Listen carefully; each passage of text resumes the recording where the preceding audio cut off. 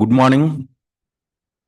So fourth சாப்டராக பார்த்துட்டு இருந்தோம். அதில் எக்ஸ்டர்னல் செக்டார், இந்தியாவுடைய export performance in world level, அதுக்கான பர்சன்டேஜ் பார்த்தோம். உங்களுக்கு கூட்ஸ் எக்ஸ்போர்ட்ஸ், மெர்ச்சன்டைஸ் எக்ஸ்போர்ட்ஸ் பார்த்தீங்கன்னா லாஸ்ட் 20 இயர்ஸில் முதல்ல ஒரு 1% இருந்தது. இப்போ ஒரு 1.8% அளவுக்கு வேர்ல்டு ட்ரேடில் இந்தியாவுடைய மெர்ச்சன்டைஸ் எக்ஸ்போர்ட்ஸ் உடைய கான்ட்ரிபியூஷன் இருக்குன்னு பார்த்தோம். சர்வீசஸ் பார்த்தீங்கன்னா மோர் தென் டபுள் ஆயிருக்கு அந்த லாஸ்ட் 20 இயர்ஸில். ஸ்டேட்மெண்ட்ஸை ரீட் பண்ணுறப்போ அதெல்லாம் பார்த்துங்க. டிகேடல் பெர்ஃபார்மன்ஸை பற்றி கேட்டிருக்காங்களா, 5 இயர்ஸா, 3 இயர்ஸா, ஆர் சம்டைம்ஸ் என்னவும் பண்ணுவாங்க சின்ஸ் 2000 அப்படின்னு சொல்லி லாங் டேர்ம் பர்ஃபார்மன்ஸை பற்றியும் கேட்டிருப்பாங்க. தென் அக்ரி எக்ஸ்போர்ட்ஸுடைய சுச்சுவேஷன் என்ன? ஸோ அக்ரிகல்ச்சர் பார்த்தீங்கன்னா இந்தியா வந்து second largest producer of food in the வேர்ல்டுன்னு பார்த்துருப்போம். அப்புறம் most of the agri related இதில் பல்சஸ், மில்க்கு, இது மாதிரி எதை எடுத்துக்கிட்டிங்கனாலும் இந்தியா வந்து டாப் மோஸ்ட் ப்ரொடியூசராக இருக்கும். ஆனால் எக்ஸ்போர்ட்ஸ் அப்படின்னு பார்த்தீங்கன்னா பெரிய அளவுக்கு அக்ரி எக்ஸ்போர்ட்ஸில் இந்தியாவுடைய கான்ட்ரிபியூஷன் இல்லை. அதான் அன்டேப்டு பொட்டன்ஷியல் அப்படின்னே ஒரு டேக் லைன் கொடுத்துருக்காங்க. Agri exports untapped potential. That means நம்மக்கிட்ட எக்கச்சக்கமான பொட்டன்ஷியல் இருக்குது, ப்ரொடக்ஷனும் இருக்குது. ஆனால் அதில் எக்ஸ்போர்ட் பர்ஃபார்மன்ஸ் அப்படிங்கிறது not at the expected level. So agri எக்ஸ்போர்ட்ஸை பொறுத்த வரைக்கும் இயர் ஆன் இயர் அது க்ரோ ஆகுது. க்ரோத் ட்ரெஜெக்டரி அப்படின்னு இருக்கா. ஸோ இந்தியா வந்து second largest producer but under எக்ஸ்போர்ட்டிங். தட் மீன்ஸ் இவ்வளவு ப்ரொடியூஸ் பண்ணுற ஒரு கண்ட்ரி எக்ஸ்போர்ட்ஸை பொறுத்த வரைக்கும் பார்த்தீங்கன்னா குளோபல் ஷேர் ஒன்லி 2.2%. ஸோ இந்த மாதிரியான டேட்டாஸை கொஞ்சம் மைண்டில் வச்சுங்க. ஏன்னா ஸ்டேட்மெண்ட்ஸில் அதை வந்து அப்ரப்டாக ஏதாவது மாற்றி கொடுப்பாங்க. 5% கான்ட்ரிபியூட் பண்ணுது இந்தியா அக்ரி எக்ஸ்போர்ட்ஸ்க்கு, ஒரு 10% கான்ட்ரிபியூட் பண்ணுது அப்படின்னலாம். ஜஸ்ட் ஒரு ஒன்லி 2.2% அளவுக்கு தான் இந்தியாவுடைய contribution in world agri exports இருக்குது. ஸோ இது growth பார்த்தீங்கன்னா $35 பில்லியன் இப்போ ஒரு $50 பில்லியன் வரைக்கும் நம்மளுடைய எக்ஸ்போர்ட்ஸ் இருக்குது. இது growth ரேட் வந்து 8.2% அப்படிங்கிறது. இது லாஸ்ட் இயர் கிட்டத்தட்ட பார்த்தீங்கன்னா growth இந்த ரேஞ்சுக்குள்ளேயே தான் இருக்குது. 11 to 14% இது growth ரேட். ஓவரால் குளோபல் ஷேர்னு பார்த்தீங்கன்னா ஒன்லி 2.2%. இது எவ்வளவு க்ரோ ஆகுதுன்னு பார்த்தீங்கன்னா அரௌண்ட் 8%, 11%ன்னு அந்த ரேஞ்சுக்குள்ளேயே தான் இருக்குது அப்படிங்கிறாங்க. ஸோ இதில் முக்கியமான டேட்டானா இது மட்டும்தான். 2.2% அளவுக்கு தான் இந்தியா வந்து கான்ட்ரிபியூட் பண்ணுது. So but second largest producer of food in the world. So அதுக்கு நிறைய பாலிசிஸ் எடுத்திருக்காங்களா, இதெல்லாம் நம்ம மெயின்ஸில் டிஸ்கஸ் பண்ணுவோம். சில பேட்சஸ்க்கு எடுத்துகிட்டு போனோம். 13, 14, 15க்கு மட்டும் நிறைய நம்ம மெயின்ஸ் டாபிக்ஸ் எடுக்காதனால இதை பற்றியெல்லாம் இப்போ தான் பிடிஎஸ் பற்றி ஆரம்பிச்சிருப்போம். 13, 14, 15க்கு அந்த டாபிக்ஸ் எல்லாம் முடிச்சிருந்தோம்னா இந்த இனிஷியேட்டிவ்ஸை பற்றியெல்லாம் நம்ம கிளாஸஸ்லேயே டிஸ்கஸ் பண்ணுவோம். நம்ம மெயின்ஸ் டாபிக்ஸ்லேயே டிஸ்கஸ் பண்ணுவோம். So frequent export bans and minimum export prices disturbed supply chains and buyer confidence. ஏன்னா நம்ம இன்ஃப்ளேஷனை கண்டெயின் பண்ணணுங்கிறதுக்காக அடிக்கடி பார்த்தீங்கன்னா டொமஸ்டிக் டிமாண்டை சாட்டிஸ்ஃபை பண்ணுறதுக்காகவே நம்ம ப்ரொடியூஸ் பண்ணுற எல்லாத்தையுமே நம்ம சர்டைன் டைம்ஸ் வந்து எக்ஸ்போர்ட்ஸை ரெஸ்ட்ரிக்ட் பண்ணுவாங்க. அப்போ அதனால எக்ஸ்போர்ட்ஸ் வந்து அடிக்கடி இன்க்ரீஸ் ஆகிறது இல்லை அப்படின்னு இருக்குது. அப்புறம் எம்எஸ்பியிலலாம் சில இஷ்யூஸ் இருக்குது. அதை நம்ம பார்ப்போம். டபிள்யூடிஓ நடத்தினப்பவே பார்த்துருப்போம். ஸோ டபிள்யூடிஓவில் உங்களுக்கு நம்ம அக்ரிகல்ச்சர் செக்டாருக்கு இந்தியா அதிகமான சப்சிடிஸ் கொடுக்குறாங்க. அது டெம்பரவரிலி தான் நமக்கு எக்ஸம்ஷன் கொடுத்துருக்காங்க. ஸோ அது வரைக்கும் நீங்கள் என்ன பண்ணலாம்னா இப்போ எம்எஸ்பிலாம் நம்ம அதிகமாக தரோம், அக்ரீடு லெவலை விட அதிகமாக தரோம். அதனால ப்ரொடியூஸ் ஆகிறத நம்ம எக்ஸ்போர்ட் பண்ணக்கூடாது, டொமஸ்டிக் யூஸுக்கு வேணால் யூஸ் பண்ணிக்கலாம். அப்போ ரைஸ் வீட்டெலாம் நம்ம நிறைய ப்ரொடியூஸ் பண்ணால் கூட பெரும்பாலான ரைஸ் வீட்டு பார்த்தீங்கன்னா எஃப்சிஐ குடவுன்லேயே தான் கிடக்குதே தவிர அது எக்ஸ்போர்ட் பண்ண முடியாத சுச்சுவேஷன் இருக்குது. ஸோ இப்போ சஜஸ்டட் ஆல்டர்னேட்டிவ்ஸ் அப்படின்னு பார்க்குறப்போ இதெல்லாம் சர்வே வந்து சஜஸ்ட் பண்ணுது. பிடிஎஸில் கொஞ்சம் சில ரீஃபார்ம்ஸ் கொண்டு வாங்க, பஃபர் ஸ்டாக்ஸை வந்து லிமிட் பண்ணுங்கள், ஓப்பன் மார்க்கெட் சேல்ஸை வந்து இன்க்ரீஸ் பண்ணுங்கள், எசென்ஷியல் கமாடிட்டிஸ் ஆக்டை வந்து இப்போ எசென்ஷியல் கமாடிட்டிஸ் ஆக்ட்னு பற்றி இப்போ கரண்ட் அஃபேர்ஸில் பார்த்தோம். அதுக்குள்ளே கொண்டு வராங்கன்னா அது ரெஸ்ட்ரிக்ட் பண்ணுறாங்கன்னு அர்த்தம். ஸ்டோர் பண்ணுறத ரெஸ்ட்ரிக்ட் பண்ணுவாங்க. இவ்வளவு தான் ஸ்டோர் பண்ணணும் அப்படின்னு. சம்டைம்ஸ் எக்ஸ்போர்ட் பண்ணக்கூடாது அப்படின்னு ரெஸ்ட்ரிக்ஷன்ஸ் இம்போஸ் பண்ணுவாங்க. ஸோ இதெல்லாம் கிளாஸஸில் டாபிக்ஸில் டீட்டெயிலாகவே டிஸ்கஸ் பண்ணுவோம். ப்ரைஸ் ஸ்டெபிலைசேஷன் ஃபண்டுன்னு ஒன்று க்ரியேட் பண்ணுங்கள் இப்படிங்கிறதெல்லாம் அட்வைசஸ். இது ஆல்ரெடி இருக்கு கூட. அதெல்லாம் ரீஃபார்ம் பண்ணிங்கன்னா அக்ரிகல்ச்சர் செக்டாரில் டொமஸ்டிக் டிமாண்டை சாட்டிஸ்ஃபை பண்ணி எக்ஸ்போர்ட்ஸையும் நம்ம இன்க்ரீஸ் பண்ணிக்கலாம் அப்படிங்கிறது சஜஷனாக சர்வே கொடுக்குறாங்க. அதுக்கப்புறம் பிஎல்ஐ ஸ்கீம்னு ப்ரொடக்ஷன் லிங்க்டு இன்சென்டிவ்னு இருக்கா. ஒரு 14 செக்டாரை வந்து ஃபோக்கஸ் பண்ணுறாங்க ப்ரொடக்ஷன் லிங்க்டு இன்சென்டிவ்ஸ் ஸ்கீமில். இது அந்த 14 செக்டாரும் என்னென்னு பார்த்து வச்சுக்கோங்க. அதில் இல்லாத ஏதாவது செக்டாரை கொடுத்து கூட சம்டைம்ஸ் வந்து கன்ஃபியூஸ் பண்ணுவாங்க. அந்த 14 செக்டார்ஸுக்கு ஏன் வந்து ஃபோக்கஸ் தராங்கன்னா அது எல்லாமே சன்ரைஸ் செக்டார். தட் மீன்ஸ் நிறைய பொட்டன்ஷியல் இருக்கிற செக்டார்ஸ், எக்ஸ்போர்ட் பொட்டன்ஷியல் இருக்கிற செக்டார்ஸ், நிறைய எம்ப்ளாய்மெண்ட்டை ஜெனரேட் பண்ணுறதுக்கான பொட்டன்ஷியல் இருக்கிற செக்டார். அதுவுமே லோ ஸ்கில்ஸ் இருக்கிற செமி ஸ்கில்ஸ் இருக்கிற ஒர்க் ஃபோர்ஸ்க்கு நிறைய எம்ப்ளாய்மெண்ட்டை ஜெனரேட் பண்ணுற செக்டார். அதனால் அந்த மாதிரியான செக்டார்ஸ் எல்லாம் தான் சன்ரைஸ். சன்ரைஸ் செக்டார்னா எமர்ஜிங் செக்டார் அப்படின்னு அர்த்தம். நிறைய பொட்டன்ஷியலை வச்சுக்கிட்டு இன்னும் நம்ம அதை ஃபுல் ஃப்ளெஜ்டாக அந்த பொட்டன்ஷியலை அச்சீவ் பண்ணாமல் இருக்கிற செக்டார்ஸு சன்ரைஸ் செக்டார்ஸ் அப்படின்னு சொல்லுவாங்க. இதுக்குள்ளே எதெல்லாம் வருதுன்னு பார்த்து வச்சுங்க. ஃபுட் ப்ராசஸிங் செக்டார் வரும், ஃபார்மசூட்டிக்கல் செக்டார் வரும். அது மாதிரி ஏன் அந்த 14 வந்து ப்ரொடக்ஷன் லிங்க்டு இன்சென்டிவ் கீழே வச்சுருக்காங்கன்னா அந்த 14 செக்டார்ஸுமே எமர்ஜிங் செக்டார்ஸ். இப்போ சர்வீஸ் செக்டார் எடுத்துக்கிட்டிங்கன்னா ஆல்ரெடி அதோடைய மேக்ஸிமமாக அது அச்சீவ் பண்ணிருச்சு. இப்போ சர்வீஸ் செக்டாரை சன்ரைஸ் செக்டார்னு சொல்ல முடியாது. ஏன்னா சர்வீஸ் செக்டார் தான் ஆல்ரெடி மேக்ஸிமம் கான்ட்ரிபியூஷனை கொடுத்துட்ருக்கு.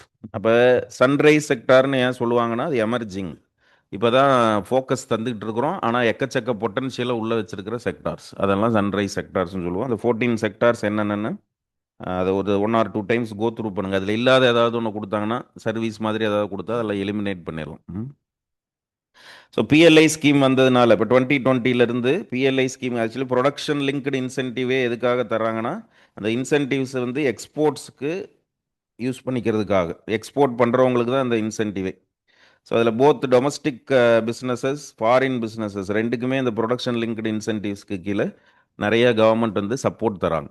அது அந்த 14 செக்டார் என்ன 2020 இதனால் என்ன ஆகுதுன்னா மேனுஃபேக்சரிங் பூஸ்ட் ஆகி எக்ஸ்போர்ட்ஸை வந்து அதிகப்படுத்துறதுக்கு இது கான்ட்ரிபியூட் பண்ணுது. அதனால் எக்ஸ்டர்னல் செக்டாருக்கு கீழே இதை வைக்கிறாங்க. இதவே திருப்பி இண்டஸ்ட்ரியல் செக்டார் சாப்டர் இருக்குமா அதுலேயும் டிஸ்கஸ் பண்ணுவாங்க. எக்ஸ்டர்னல் செக்டாருக்கு கீழே ஏன் சொல்கிறாங்கன்னா அதனால் ரீசெண்ட் டைம்ஸில் எக்ஸ்போர்ட்ஸுக்கு அது கான்ட்ரிபியூட் பண்ணுது. பிஎல்ஐ ஸ்கீம் கான்ட்ரிபியூட் பண்ணுது. அதில் தந்த இன்சென்டிவ்ஸ் எல்லாம் இட் பூஸ்டட் மேனுஃபேக்சரிங் அப்படிங்கிறதுனால அதை டிஸ்கஸ் பண்ணுறாங்க. ஸோ இந்த எதில் எல்லாம் க்ரோ ஆகிருக்கு இந்த பிஎல்ஐ ஸ்கீம்னால எந்த செக்டார்ஸில் எல்லாம் அதிகமான எக்ஸ்போர்ட் க்ரோத் இருக்குது அப்படின்னா இந்த செக்டார்ஸில் electronics, IT hardware, solar photovoltaic, ACC batteries, speciality steel, இந்த மாதிரி செக்டார்ஸில் எல்லாம் எக்ஸ்போர்ட்ஸ் இன்க்ரீஸ் ஆகிருக்கு. மாடரேட் க்ரோத்துன்னு பார்த்தீங்கன்னா automobiles, pharma, textiles, food products இதில் எல்லாம் வந்து இதுலேயும் க்ரோத் இருக்குது, எக்ஸ்போர்ட் க்ரோத் இருக்குது, பட் மாடரேட் லெவலில். அது மாதிரி இம்போர்ட் சப்ஸ்டிடியூஷனுக்கு கீழே இப்போ டெலகாம் செக்டாரோட எக்ஸ்போர்ட்ஸ் அண்ட் இம்போர்ட்ஸ் அப்படின்னு பார்த்தீங்கன்னா இம்போர்ட்ஸ் வந்து குறைஞ்சிருக்கு, எக்ஸ்போர்ட்ஸ் வந்து இன்க்ரீஸ் ஆயிருக்கு. ஸோ இது மாதிரி பிஎல்ஐ வந்து நிறைய ஹெல்ப் பண்ணியிருக்குன்னு. ஸோ இந்த மாதிரியான விஷயம் வந்து மெயின்ஸில் ஆன்சர் எழுதுறதுக்கு நம்ம யூஸ் பண்ணிக்கலாம். பிஎல்ஐ ஸ்கீமுடைய சக்ஸஸ் என்ன, பிஎல்ஐ ஸ்கீம் வந்து என்ன மாதிரியான இம்பார்ட்டன்ஸை உடைய ஸ்கீம், அது என்ன சேஞ்சஸை ரீசெண்ட் டைம்ஸில் அது கிரியேட் பண்ணியிருக்கு, இப்படின்னெல்லாம் அனலிட்டிக்கலாக கேட்பாங்க. அப்போ இந்த மாதிரி நம்ம எக்ஸாம்பிள் கொடுக்கலாம். ப்ரிலிம்ஸில் இதெல்லாம் தேவைப்படாது, பெரிய அளவுக்கு தேவைப்படாது. ம் இந்தியாவில் இருக்கிற ஃபாரின் பிஸ்னஸஸ்க்கும் அது பொருந்தும். அது அது அப்ஜெக்டிவ் ஆஃப் பிஎல்ஐ பாருங்களேன், அதில் போட்டிருப்பாங்க. தென் இந்தியாவுடைய இம்போர்ட் டைவர்சிஃபிகேஷன். இப்போ க்ரூட் ஆயிலை நம்ம ஹைலி டிபெண்ட் பண்ணியிருக்கோமா, அதுக்கு நம்ம என்ன பண்ணியிருக்கோம்னா முதல்ல ட்ரெடிஷ்னலாக சோர்ஸ் பண்ண கண்ட்ரீஸ்டருந்து இம்போர்ட் பண்ணுறதுலேருந்து இப்போ நம்ம நிறைய கண்ட்ரீஸ்டருந்து இம்போர்ட் பண்ணுற அளவுக்கு நம்ம மார்க்கெட்டை, இம்போர்ட் டெஸ்டினேஷன்ஸை நம்ம வந்து என்ன பண்ணியிருக்கோம்னா டைவர்சிஃபை பண்ணியிருக்கோம். Like Libya, Egypt, Brazil, US, Brunei, இங்கேயெல்லாம் இருந்தும் கூட இந்தியா குரூட் ஆயில் இம்போர்ட்ஸை என்ஹான்ஸ் பண்ணியிருக்கு. So India diversifying crude oil sources to reduce dependency and enhance energy security. இதெல்லாம் சும்மா அண்டர்ஸ்டாண்ட் பண்ணிக்கிறது தான். நான் ஏதாவது ஒரு அனலிட்டிக்கல் கொஸ்டின் கேட்டு இப்போ இந்த பிரச்சனை இருக்குது, ஆயில் கிரைசிஸ் இருக்குது, இதுக்கு which of the following steps can be taken அப்படின்னு எடுத்தால் இது மாதிரி இம்போர்ட் மார்க்கெட் டைவர்சிஃபிகேஷன் அப்படின்னு ஏதாவது ஒன்று கொடுத்துருப்பாங்க. ஸோ அப்போ அந்த மாதிரியானதில் நமக்கு ரிலேட் பண்ண தெரியணும். மார்க்கெட் டைவர்சிஃபிகேஷன் ஹெல்ப் பண்ணும் இம்போர்ட் டிபெண்டன்சியை ரெடியூஸ் பண்ணுறதுக்குன்னு. எந்தெந்த கண்ட்ரிட்டெல்லாம் இருந்து இம்போர்ட் பண்ணுதுன்னெல்லாம் கேட்க மாட்டாங்க. அது நிறைய கண்ட்ரி 10-15 நாடுகள்கிட்ட இருந்து இந்தியா இம்போர்ட் பண்ணுது ஆயில். ஸோ பாலிசி மெஷர்ஸ்ன்னு பார்த்தீங்கன்னா அதை இப்போ எக்ஸ்போர்ட்ஸை என்ஹான்ஸ் பண்ணுறதுக்கு அப்போ என்ன பண்ணலாம், இதெல்லாம் மெயின்ஸ் பெர்ஸ்பெக்டிவில் நமக்கு மென்ஷன் பண்ணுறதுக்கானது. ப்ரிலிம்ஸ் பர்ஸ்பெக்டிவில் பார்த்தீங்கன்னா இப்போ இந்தியா 2025 எந்தெந்த கண்ட்ரிஸ் கூட எல்லாம் எஃப்டிஏ வந்து ரீஜனல் ட்ரேட் அக்ரிமெண்ட்ஸ் ஃபைனலைஸ் ஆகிருக்கு, இந்த குரூப்ஸை பற்றியெல்லாம் ஏதாவது வந்துச்சுன்னா அதில் யாரெல்லாம் மெம்பர்ஸாக இருக்காங்க அதெல்லாம் நீங்கள் பார்த்து வைக்கணும். இப்போ India UK comprehensive economic trade agreement அது ஃபைனலைஸ் ஆயிருக்கு. இந்தியா ஓமன், அதுக்கப்புறம் நியூசிலாந்து கூட, அதுக்கப்புறம் யூஎஸ் சிலி பெரு டாக்ஸ் எல்லாம் போயிட்டுருக்கு. ஸோ இப்போ இதெல்லாம் வந்து ஃபைனலைஸ் ஆகுது, சிலது வந்து இன் ப்ராக்ரஸில் இருக்குது. ஆனால் சர்வே வந்தப்போ இது ஃபைனலைஸ் ஆகலை, அதனால இன் ப்ராக்ரஸ்ங்கிற கேட்டகரியில் இருக்கும். நியூசிலாந்து எஃப்டிஏ டிசம்பரில் ஃபைனலைஸ் ஆயிடுச்சு. சர்வே அப்போ ப்ரிப்பேர் பண்ண ரெடி பண்ணிட்டு இருந்திருப்பாங்க, அதனால இன் ப்ராக்ரஸ்ன்னு போட்டிருப்பாங்க. இப்போ யூகே இதுவும் என்ன இருக்குது, ஃப்ரீ ட்ரேட் அக்ரிமெண்ட் வந்து அது ஃபைனலைஸ் ஆயிருக்கு, ரீஜனல் ட்ரேட் அக்ரிமெண்ட்ஸ் இதெல்லாம். ஸோ எக்ஸ்போர்ட் சப்போர்ட்னு பார்த்தீங்கன்னா இதுக்கு நிறைய பிளாட்ஃபார்ம் கிரியேட் பண்ணியிருக்காங்க. எக்ஸ்போர்ட் ப்ரமோஷன் மிஷன் அப்படின்னு கொண்டு வந்திருக்காங்க. Credit guarantee scheme, RBI liquidity measures. So இதெல்லாம் வந்து உங்களுக்கு பார்த்தீங்கன்னா எக்ஸ்போர்ட்ஸை என்ஹான்ஸ் பண்ணுறதுக்கான ஸ்டெப்ஸாக எடுத்திருக்காங்கன்னு. இதுவுமே மெயின்ஸில் ஆன்சர்ஸுக்கு ஹெல்ப் பண்ணும், ப்ரிலிம்ஸ் பெர்ஸ்பெக்டிவில் தேவைப்படாது. ப்ரிலிம்ஸ் பெர்ஸ்பெக்டிவில் எக்ஸ்போர்ட் ப்ரமோஷன் மிஷன்னா என்னன்னு பார்த்துங்க, அதில் என்ன அப்ஜெக்டிவ்ஸ் வச்சுருக்காங்க. ஸோ மிஷன் வந்தாலே அதில் ஒரு டைம் ஃப்ரேம் இருக்கும், இத்தனை டைம் பீரியடுக்குள்ளே சில விஷயங்களை அச்சீவ் பண்ணணும்னு அப்ஜெக்டிவ் வச்சு 3 இயர்ஸ்க்குள்ளே, 5 இயர்ஸ்க்குள்ளே, 6 இயர்ஸ்க்குள்ளேன்னு ஒரு டைம் ஃப்ரேமுக்குள்ளே சர்டைன் அப்ஜெக்டிவ்ஸை அச்சீவ் பண்ணிடணுங்கிறது தான் மிஷன் மோட். அப்போ அந்த டைம் ஃப்ரேம் என்ன அப்படிங்கிறத பாருங்கள், எந்த அப்ஜெக்டிவ்ஸ்க்கு எவ்வளவு டைம் ஃப்ரேம் வச்சுருக்காங்க அப்படின்னு பாருங்கள். Export promotion mission. ஸோ அந்த மாதிரி வேணால் ப்ரிலிம்ஸில் கேட்கலாம். மற்றதெல்லாம் நமக்கு மெயின்ஸில் இந்தியாவுடைய எக்ஸ்போர்ட்ஸ் லேகிங்காக இருக்குது, அதுக்கு என்ன ஸ்டெப்ஸ் ரீசெண்டாக எடுத்திருக்காங்க அப்படின்லாம் கேட்குறப்போ, ஸோ இதை மெயின்ஸில் வர்றப்போ இதை மறுபடியும் சர்வேலேருந்து மெயின்ஸ் பெர்ஸ்பெக்டிவில் என்னென்னலாம் தேவைப்படுங்கிறத திருப்பி மறுபடியும் டிஸ்கஸ் பண்ணுவோம். பட் ப்ரிலிம்ஸில் இந்த மாதிரி ஒரே ஒரு ஏரியாவிலேருந்து ஏதாவது கொஸ்டின் வரலாமான்னா எக்ஸ்போர்ட் ப்ரமோஷன் மிஷன், அதோடைய அப்ஜெக்டிவ் என்ன, அந்த மிஷன் வந்து எவ்வளவு டைம் ஃப்ரேமுக்குள்ளே இந்த அப்ஜெக்டிவ்ஸை அச்சீவ் பண்ண கோல் வச்சுருக்காங்க. ஸோ அந்த ஆஸ்பெக்ட்லனா ப்ரிலிம்ஸில் கேட்கலாம். தென் ஃபார்மசூட்டிக்கல் செக்டார். ஃபார்மசூட்டிக்கல் செக்டார் ஒரு ஒன் ஆஃப் த சன்ரைஸ் செக்டார்ஸ்னு இருக்குது, பிஎல்ஐ கீழே இம்பார்ட்டன்ஸ் கொடுக்குறாங்க. இந்தியா பார்த்தீங்கன்னா ஜெனரிக் ட்ரக்ஸ் ப்ரொடியூஸ் பண்ணுறதுல ஸ்ட்ராங்காக இருக்கிற ஒரு கண்ட்ரி நம்ம. பட் அதில் ட்ரிப்ஸில் பார்த்தீங்கன்னா நிறைய இஷ்யூஸ் இருக்குதுன்னு நம்ம ஆல்ரெடி டிஸ்கஸ் பண்ணியிருப்போம். ட்ரிப்ஸில் நம்ம அமெண்ட் பண்ண வேண்டியதாக இருந்துச்சு. நம்மளுடைய பேட்டன்ட் ஆக்டை 2005 அமெண்ட் பண்ணி ஒன்லி ப்ராடக்ட் பேட்டன்ட் மட்டும்தான் தரும், ப்ராசஸ் பேட்டன்ட் முதல்ல தந்துட்டு இருந்தோம். இப்போ ஃபுட்டு ஃபார்மா கெமிக்கல்ஸ்க்கெல்லாம் இந்தியாவில் என்ன தான் பேட்டன்ட் தராங்க, ப்ராடக்ட் பேட்டன்ட். அதுதான் ட்ரிப்ஸ் அக்ரிமெண்ட் மேண்டேட் பண்ணுச்சு அப்படின்னு பார்த்தோம். ஸோ அதில் சில சேலஞ்சஸும் இருந்துச்சு, அதனால சில அட்வான்டேஜஸும் இருக்குது. இப்போ ட்ரிப்ஸ் அக்ரிமெண்ட்டை நம்ம உங்களுக்கு டபிள்யூடிஓலாம் நடத்திட்டோம்ல, ட்ரிப்ஸ் அக்ரிமெண்ட்டில் நம்ம சைன் பண்ணதுனால தான் நமக்கு நிறைய இன்வெஸ்ட்மெண்ட்ஸ் வருது, ஃபார்மசூட்டிக்கல் செக்டாருக்கு இன்வெஸ்ட்மெண்ட்ஸ் வருது. பட் அதில் சில இஷ்யூஸ் இருக்குது, கம்பல்சரி லைசன்சிங்கை நம்ம அப்ளை பண்ணுறது, அதுக்கப்புறம் உங்களுக்கு ப்ராடக்ட் பேட்டன்ட் தான் கொடுக்கணும். அப்படிங்கிறப்போ நிறைய ஜெனரிக் ட்ரக்ஸ் வந்து பேட்டன்ட் ட்ரக்காக மாறாமல் இருக்கிறதுக்கு அது வந்து காரணமாக இருக்குது. ஸோ இப்போ இது மாதிரி இஷ்யூஸும் இருக்குது. பட் ஃபார்மசூட்டிக்கல் செக்டர் அதனால் பெனிஃபிட்டும் ஆயிருக்கு, நிறைய நம்ம ஜெனரிக் ட்ரக்ஸை எக்ஸ்போர்ட் பண்ணக்கூடிய ஒரு கண்ட்ரியாக இருக்கும். ஸோ சர்வீசஸை பொறுத்த வரைக்கும் ஸ்டில் ஜிடிபிக்கு அதிகமாக கான்ட்ரிபியூட் பண்ணக்கூடியது எதுவாக இருக்குது, சர்வீஸ் செக்டார் தான். அது இந்தியாவுடைய ஸ்ட்ரென்த் அது. ஏன்னா சர்வீஸ் எக்ஸ்போர்ட் எப்போவுமே சர்ப்ளஸாக இருக்கும், மெர்ச்சன்டைஸ் எக்ஸ்போர்ட்ஸ் தான் நமக்கு கம்மியாக இருக்கும். அப்போ அதை நம்ம அப்படியே மெயின்டைன் பண்ணணும். சர்வீஸில் இந்தியாவுக்கு இருக்கிற நேச்சுரல் ஸ்ட்ரென்த்தை நம்ம மெயின்டைன் பண்ணிக்கிட்டு மெர்ச்சன்டைஸ் ட்ரேடை எப்படி பூஸ்ட் பண்ணுறதுங்கிறது தான் சர்வே ஃபோக்கஸ் பண்ண சொல்கிறாங்க. நம்ம எக்ஸ்போர்ட் காம்படிட்டிவ்னஸ் அப்படிங்கிறப்போ சர்வீசஸில் ஆல்ரெடி நமக்கு நேச்சுரலாக இருக்கிற பொட்டன்ஷியலை அப்படியே வச்சுக்கிட்டு மெர்ச்சன்டைஸ் ட்ரேடில் இருக்கிற டெபிசிட்டை எப்படி பேலன்ஸ் பண்ணுறது. இப்போ சர்வீசஸ் ட்ரேட் எப்படி இருக்குன்னு பார்த்தீங்கன்னா ஃபினான்ஷியல் இயர் 25 எக்ஸ்போர்ட்ஸ் வந்து 385 பில்லியன், சர்ப்ளஸ் பார்த்தீங்கன்னா அரௌண்ட் 200 பில்லியன். இதெல்லாம் நீங்கள் சும்மா ரவுண்ட் ஆஃப் பண்ணி வச்சுங்க, நியர் டிஜிட் எதுவோ அதுக்கு ரவுண்ட் ஆஃப் பண்ணி வச்சுக்கலாம். Merchandise trade export and import performance பார்த்தோம், அப்ராக்சிமேட்டாக ஒரு $100 பில்லியன், $90 to $100 இல்லை டெபிசிட் இருக்குது. இதில் சர்ப்ளஸ் பார்த்தீங்கன்னா $200 இருக்குது. ஸோ இந்த சர்ப்ளஸ் தான் நமக்கு எதுக்கு ஹெல்ப் பண்ணுதுன்னா, உங்களுக்கு கரண்ட் அக்கௌண்ட் டெபிசிட்டை நேரோ பண்ணுறதுக்கு, மெர்ச்சன்டைஸ் ட்ரேட் டெபிசிட்னால வர இம்பேக்டை ரெடியூஸ் பண்ணுறதுக்கு எது நமக்கு ஹெல்ப் பண்ணுதுன்னா சர்வீசஸில் இருக்கிற surplus. 2/3 of merchandise deficit is covered by services surplus. Services export surplus தான் அதுக்கு நமக்கு ஹெல்ப் பண்ணுது. ஸோ ஃபினான்ஷியல் இயர் 26 பார்த்தீங்கன்னா சர்வீசஸ் எக்ஸ்போர்ட் சர்ப்ளஸ் ஒரு $150 பில்லியன் இருந்திருக்கு. இது அந்த மொமெண்டம் அப்படியே ஸ்ட்ராங்காக தான் போயிட்டுருக்கு. ஏன்னா இங்கே ஃபினான்ஷியல் இயர் 26 டேட்டானா டிசம்பர் வரைக்குமான டேட்டா வச்சு தான் சர்வேல டிஸ்கஸ் பண்ணியிருப்பாங்க.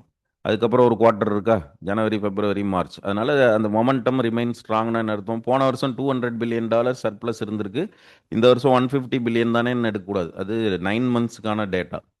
அடுத்த 3 மந்த்ஸில் அதை ரீச் பண்ணிடுவோம். போன வருஷம் கிட்டத்தட்ட போன வருஷம் மாதிரியோ இல்லை அதை விட கொஞ்சம் அதிகமாக கூட இந்தியானால சர்வீசஸ் எக்ஸ்போர்ட்ஸை ரீச் பண்ண முடியும். அப்படிங்கிறதுனால தான் அந்த மொமெண்டம் ரிமைன் ஸ்ட்ராங் அப்படின்னு போட்டிருக்காங்க. ஸோ அப்ராக்சிமேட்டாக இப்போ சர்வீசஸ் எக்ஸ்போர்ட் சர்ப்ளஸ் பார்த்தீங்கன்னா $200 பில்லியன்.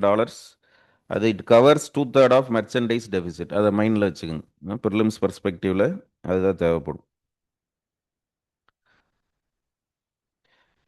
ஸோ அப்போ என்ன பிரச்சனை, எக்ஸ்போர்ட்ஸை நம்ம எக்ஸ்போர்ட்ஸில் அதுவும் மெர்ச்சன்டைஸ் ட்ரேட் டெபிசிட்டை ரெடியூஸ் பண்ணுறதுக்கு என்ன பண்ணலாம், என்ன இஷ்யூஸ் எல்லாம் இருக்குது அப்படின்னா, குளோபல் ரியாலிட்டி என்ன இப்போ இருக்குது, ஃப்ராக்மெண்டடாக இருக்குது. ஒவ்வொரு கண்ட்ரியும் அவங்கள டிஃபெண்ட் பண்ணிக்கிறாங்க. ப்ரொடெக்ஷனிசம் ட்ரெண்டு அப்படிங்கிறது ரீசெண்ட் டைம்ஸில் போயிட்டுருக்கு. Uncertain trade order, China, US இவங்கெல்லாம் பண்ணிக்கிட்டு இருக்கிற இந்த ட்ரேடு பாலிசிஸ் அதையெல்லாம் பார்த்தீங்கன்னா, அதை நம்ம நேற்றே ஃபஸ்ட்டு சாப்டர்லேயே சொன்ன மாதிரி அந்த எக்கனாமிக் பாலிசிஸ் எல்லாம் இன்னைக்கு எதை வச்சு, மீன்ஸ் ஃபாரின் பாலிசிஸ் எல்லாம் இன்னைக்கு எதை வச்சு இது பண்ணுறாங்க அப்படின்னா எக்கனாமிக் பாலிசிஸை வச்சு. ஸோ அந்த ட்ரெண்டெல்லாம் இருக்கிறதுனால நம்ம எக்ஸ்போர்ட்ஸை ஸ்ட்ரென்தன் பண்ணுறதுல நிறைய சேலஞ்சஸ் நமக்கு இருக்குது. அப்போ அதுக்கு என்ன ஸ்ட்ராட்டஜி இந்தியா எப்போவுமே ஃபாலோ பண்ணுதுன்னா, அதை ப்ராடக்ட் டைவர்சிஃபிகேஷன், மார்க்கெட் டைவர்சிஃபிகேஷன். ஒரு நாட்டையே டிபெண்ட் பண்ணி ஒரு ரீஜனை டிபெண்ட் பண்ணி இல்லாமல் முடிஞ்ச அளவுக்கு எல்லா நாடுகள் கூடமும் ட்ரேட் ரிலேஷன்ஷிப்பை ஸ்ட்ரென்தன் பண்ணுறது. ப்ராடக்ட் டைவர்சிஃபிகேஷன்னா புதுசான ப்ராடக்ட்ஸ், கூட்ஸ்லையும் சர்வீசஸ்லையும் நியூ ப்ராடக்ட்ஸை இன்ட்ரடியூஸ் பண்ணுறது. ஹை வேல்யூ மேனுஃபேக்சரிங்கை ஃபோக்கஸ் பண்ணுறது. இப்போ ஹை வேல்யூ மேனுஃபேக்சரிங்கிறப்போ ஆட்டோமொபைல்ஸ் இருக்குது, இந்த மாதிரியான செக்டார்ஸ், ஃபார்மசூட்டிக்கல், இதெல்லாம் நம்ம ஃபோக்கஸ் பண்ணுறப்போ நமக்கு கம்மியான குவான்டிட்டியில் எக்ஸ்போர்ட் பண்ணால் கூட வேல்யூ டேர்ம்ஸில் அது என்னவா வரும்னா அதிகமான வேல்யூ இருக்கிற எக்ஸ்போர்ட்ஸாக மாறும். இப்போ சர்வீசஸில் இந்தியாவுக்கு இருக்கிற அந்த நேச்சுரல் பொட்டன்ஷியலை அப்படியே மெயின்டைன் பண்ணிக்கிட்டே இருக்கிறது. பிஎல்ஐ லெட் இண்டஸ்ட்ரியல் புஷ் ஒரு 14 செக்டார்ஸுக்கு இப்போ ரீசெண்ட் டைம்ஸில் புஷ் கொடுத்துருக்காங்களா. இது இல்லாமல் ஸ்டேபிள் மேக்ரோ பஃபர்ஸ் அப்படின்னு பார்க்குறப்போ sufficient level of forex reserves நம்ம வச்சுருக்கோம். ஸோ இந்த மாதிரியான ஸ்டெப்ஸை வந்து நம்ம எப்போவுமே என்ன பண்ணிகிட்டு இருக்கோம்னா மெயின்டைன் பண்ணுறோம். So India's external sector is not just surviving global fragmentation, it is strategically positioning it self for long term resilience and growth.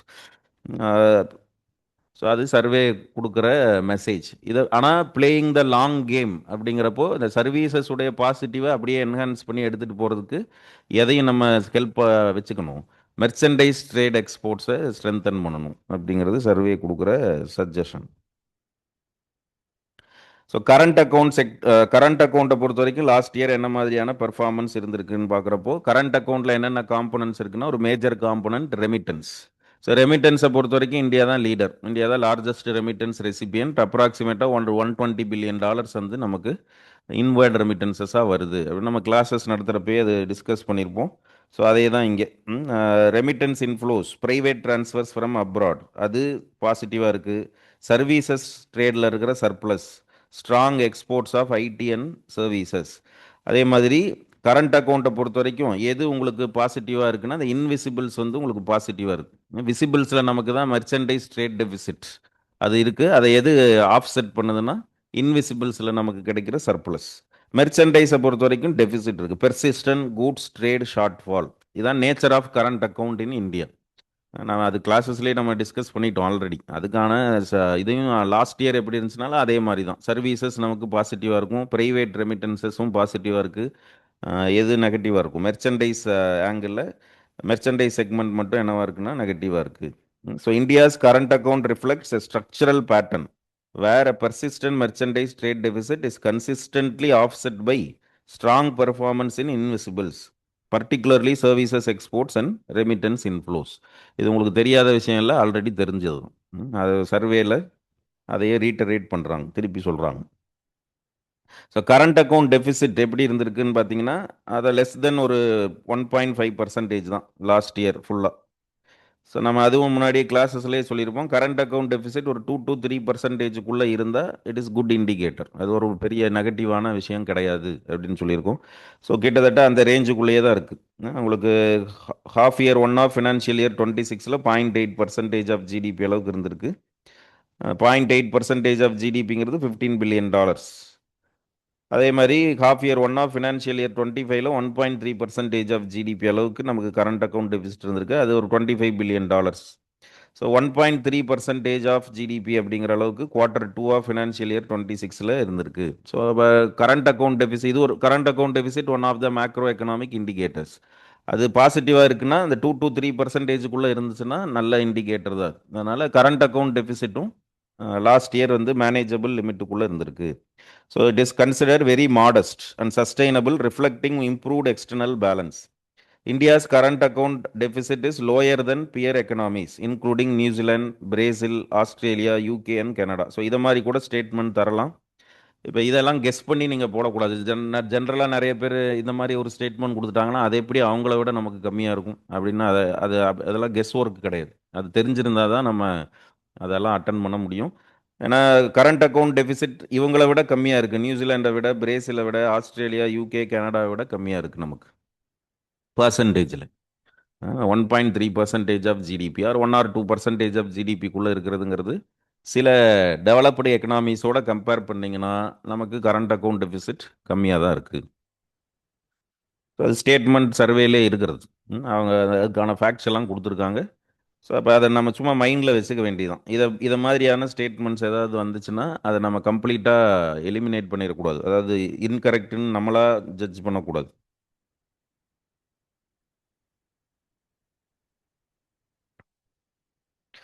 ரெமிட்டன்சஸை பொறுத்த வரைக்கும் ஸ்ட்ரக்சுரல் ஸ்ட்ரென்த்து, கரண்ட் அக்கௌண்ட் டெபிசிட்டை எப்போவுமே ஆஃப்செட் பண்ணுறதுக்கான ஒரு பாசிட்டிவான கான்ட்ரிபியூஷன் எது எப்போவுமே கொடுக்குன்னா ரெமிட்டன்சஸ். ஸோ அதை எப்போவுமே அது வருஷம் வருஷம் இன்க்ரீஸ் தான் ஆகிட்டு வருது. ஸோ அந்த ட்ரெண்டு தான் இந்த கிராஃபும் சொல்லுது. அதில் கீழே இருக்கிறத மட்டும் பாருங்கள். அந்த கிராஃப் எல்லாம் நமக்கு சும்மா சப்ஸ்டான்ஷியேட் பண்ணுறதுக்காக. Remittances often exceed gross FDI inflows, representing approximately 3.5% of GDP. So FDI நம்ம ஃபோக்கஸ் பண்ணுறோம்ல, நிறைய ஃபாரின் டைரக்ட் இன்வெஸ்ட்மெண்ட்ஸ் வரணும்னு. பெரும்பாலான வருஷங்களில் நமக்கு வர்ற இன்வர்ட் ரெமிட்டன்சஸ் எதை விட அதிகமாக இருக்குன்னா வர்ற எஃப்டிஐயை விட அதிகமாக இருக்குது. அது கிட்டத்தட்ட அப்ராக்சிமேட்லி 3.5% ஆஃப் ஜிடிபி அளவுக்கு இன்வர்ட் ரெமிட்டன்சஸ் இருக்குது. ஸோ இது மாதிரியானதையும் மைண்டில் வச்சுக்கோங்க. இதுவும் கூட ஸ்டேட்மெண்ட்ஸில் கொடுக்கலாம். So India's inward remittances are more than total FDI inflows அப்படின்னு கொடுத்துருவாங்க. ஆர் இது 3.5% ஆஃப் ஜிடிபி அளவுக்கு இருக்குது. அது ஏதாவது அப்ரப்டாக 10% ஆஃப் ஜிடிபி அளவுக்கு இருக்குது, அல்லது ஜஸ்ட் 1% ஆஃப் ஜிடிபி தான் இருக்குது. இதெல்லாம் சும்மா ஏன்னா இதெல்லாம் மேக்ரோ எக்கனாமிக் இண்டிகேட்டர்ஸ். அதை பற்றியெல்லாம் உங்களுக்கு ஒரு அண்டர்ஸ்டாண்டிங் இருக்கான்னு செக் பண்ணுவாங்க. ஏன்னா இதை ஃபேக்சுவலாக செக் பண்ண மாட்டாங்க. இப்போ இது மாதிரி ஒரு ஸ்டேட்மெண்ட் கொடுக்குறாங்கன்னா அதுலேருந்து உங்களை என்ன செக் பண்ணுறாங்க, ஓவரால் இந்தியாவுடைய மேக்ரோ எக்கனாமிக் பொசிஷனை பற்றி தெரிஞ்சு வச்சுருக்கிறீங்களா. ஏன்னா அதெல்லாம் நியூஸ் பேப்பர் படித்தாலே தெரிஞ்சிருக்கிற விஷயங்கள். ஸோ அந்த ஜெனரல் ஸ்டடீஸில் ஜெனரலான இன்ஃபர்மேஷன் தான். பட் இந்த இதை நீங்கள் என்னவா எடுத்துக்கூடாதுன்னா இந்த ஃபேக்ட்ஸை என்னைய செக் பண்ணுறாங்கன்னு எடுத்துக்கூடாது. ஓவரால் மேக்ரோ எக்கனாமிக் இண்டிகேட்டர்ஸை பற்றியான அண்டர்ஸ்டாண்டிங் வச்சுருக்கிறீங்களான்னு செக் பண்ணுவாங்க.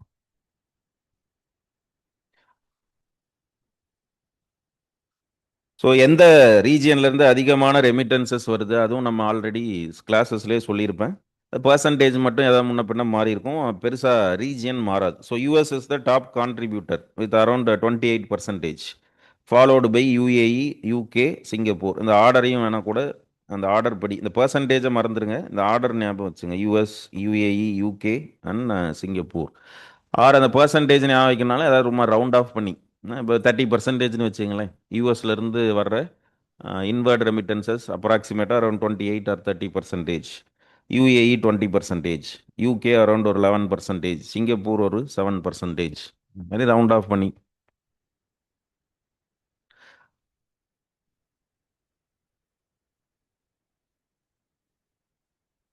ஸோ ட்ரெடிஷ்னலாக பார்த்தீங்கன்னா கல்ஃபில் இருந்து வர்றது தான் அதிகமாக இருந்திருக்கும். அந்த ட்ரெண்ட் வந்து இப்போ கோவிடுக்கு அப்புறம் அது மாறி இருக்கு. லாக்டவுனுக்கு அப்புறம் இப்போ நார்த் அமெரிக்காவிலேருந்து வர ரெமிட்டன்சஸ் அதிகமாக இருக்குது. பட் நம்பர் ஆஃப் இந்தியன்ஸ் எங்கே அதிகமாக ஒர்க் பண்ணுவாங்கன்னா அது கல்ஃபில் தான். Because of high paid jobs. நிறைய இந்தியன்ஸுக்கு நார்தன் அமெரிக்காவில் நிறைய ஹை பெய்டு ஜாப்ஸ் கிடச்சிட்ருக்கு அப்படிங்கிறது ரீசன். ஏன் அங்கேருந்து ரெமிட்டன்சஸ் அதிகமாக வருது. தென் எஃப்டிஐ பொறுத்த வரைக்கும் அதில் என்ன சில ஃபேக்சுவல் இன்ஃபர்மேஷன் லாஸ்ட் இயரில் எஃப்டிஐ பொறுத்த வரைக்கும் என்ன ஃபேக்சுவலான விஷயங்கள் நடந்திருக்கு. ஸோ எஃப்டிஐ பார்த்தீங்கன்னா cross FDI $81 billion increased from $70 billion. அதுக்கு முன்னாடி வருஷம் $71 billion இருந்து லாஸ்ட் இயர் $81 பில்லியன், ஒரு $10 பில்லியன் கிட்ட எஃப்டிஐ, ஓவரால் எஃப்டிஐ இன்க்ரீஸ் ஆயிருக்கு. எந்த செக்டாருக்கு அதிகமாக வந்திருக்குன்னா சர்வீசஸ்க்கு தான். சர்வீசஸில் எந்த சப் செக்டாருக்கு அதிகமாக வந்திருக்குன்னா software and hardware, technology related investments. இதில் ஈக்விட்டி இன்ஃப்ளோஸ்ன்னு பார்த்தீங்கன்னா, ஈக்விட்டி இன்ஃப்ளோஸாக வந்தது பார்த்தீங்கன்னா $51 பில்லியன். அதில் எதில் அதிகமாக இன்வெஸ்ட் பண்ணுறாங்கன்னா ரினியூவபிள் எனர்ஜி, அதுக்கப்புறம் automobiles. So overall gross FDI $81 billion. Equity இன்ஃப்ளோஸ்னால் என்ன அர்த்தம்? அந்த இங்கேயே வந்து ஸ்டார்ட் பண்ணுற பிஸ்னஸஸ்ன்னு இருக்கா, ஸோ அதில் உங்களுக்கு $50 பில்லியன் கிட்ட வந்திருக்கு. அந்த இதில் எதுக்கு அதிக இம்பார்ட்டன்ஸ் தராங்க ஃபாரின் இன்வெஸ்டர்ஸ்ன்னு பார்த்தீங்கன்னா ரினியூவபிள் எனர்ஜிக்கு. ஸோ இது மாதிரியான இது எந்த இதுக்கு அதிகமான இம்பார்ட்டன்ஸ் தராங்க, எந்த செக்மெண்ட் எந்த செக்டார்ஸ்க்கு அதிகமான இம்பார்ட்டன்ஸ் கொடுக்குறாங்க. ஸோ எஃப்டிஐ கிராஸ் எஃப்டிஐங்கிறது என்னென்னலாம் எஃப்டிஐன்னு சொல்லுவோம். ஈக்விட்டி இன்வெஸ்ட்மெண்ட்ஸும் எஃப்டிஐ தான். 10%க்கு மேலே போயிட்டு அது என்னென்னு எடுத்துப்போம். லெஸ் தென் 10%க்கு கீழே இருந்தால் தான் எஃபிஐ. மோர் தென் 10%க்கு மேலே போயிட்டா அந்த ஈக்விட்டி இன்வெஸ்ட்மெண்ட்டும் எதில் கன்சிடர் பண்ணிடுவாங்க, எஃப்டிஐன்னு கன்சிடர் பண்ணுவாங்கன்னு சொல்லியிருக்கோமா.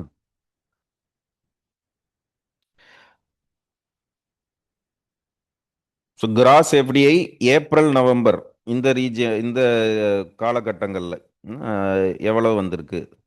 அது $64 பில்லியன் வந்திருக்கு. அதில் பார்த்தீங்கன்னா உங்களுக்கு அவுட்ஃப்ளோஸ் வந்தது 65 பில்லியன், அவுட்ஃப்ளோஸ் ஒரு $22 பில்லியன்.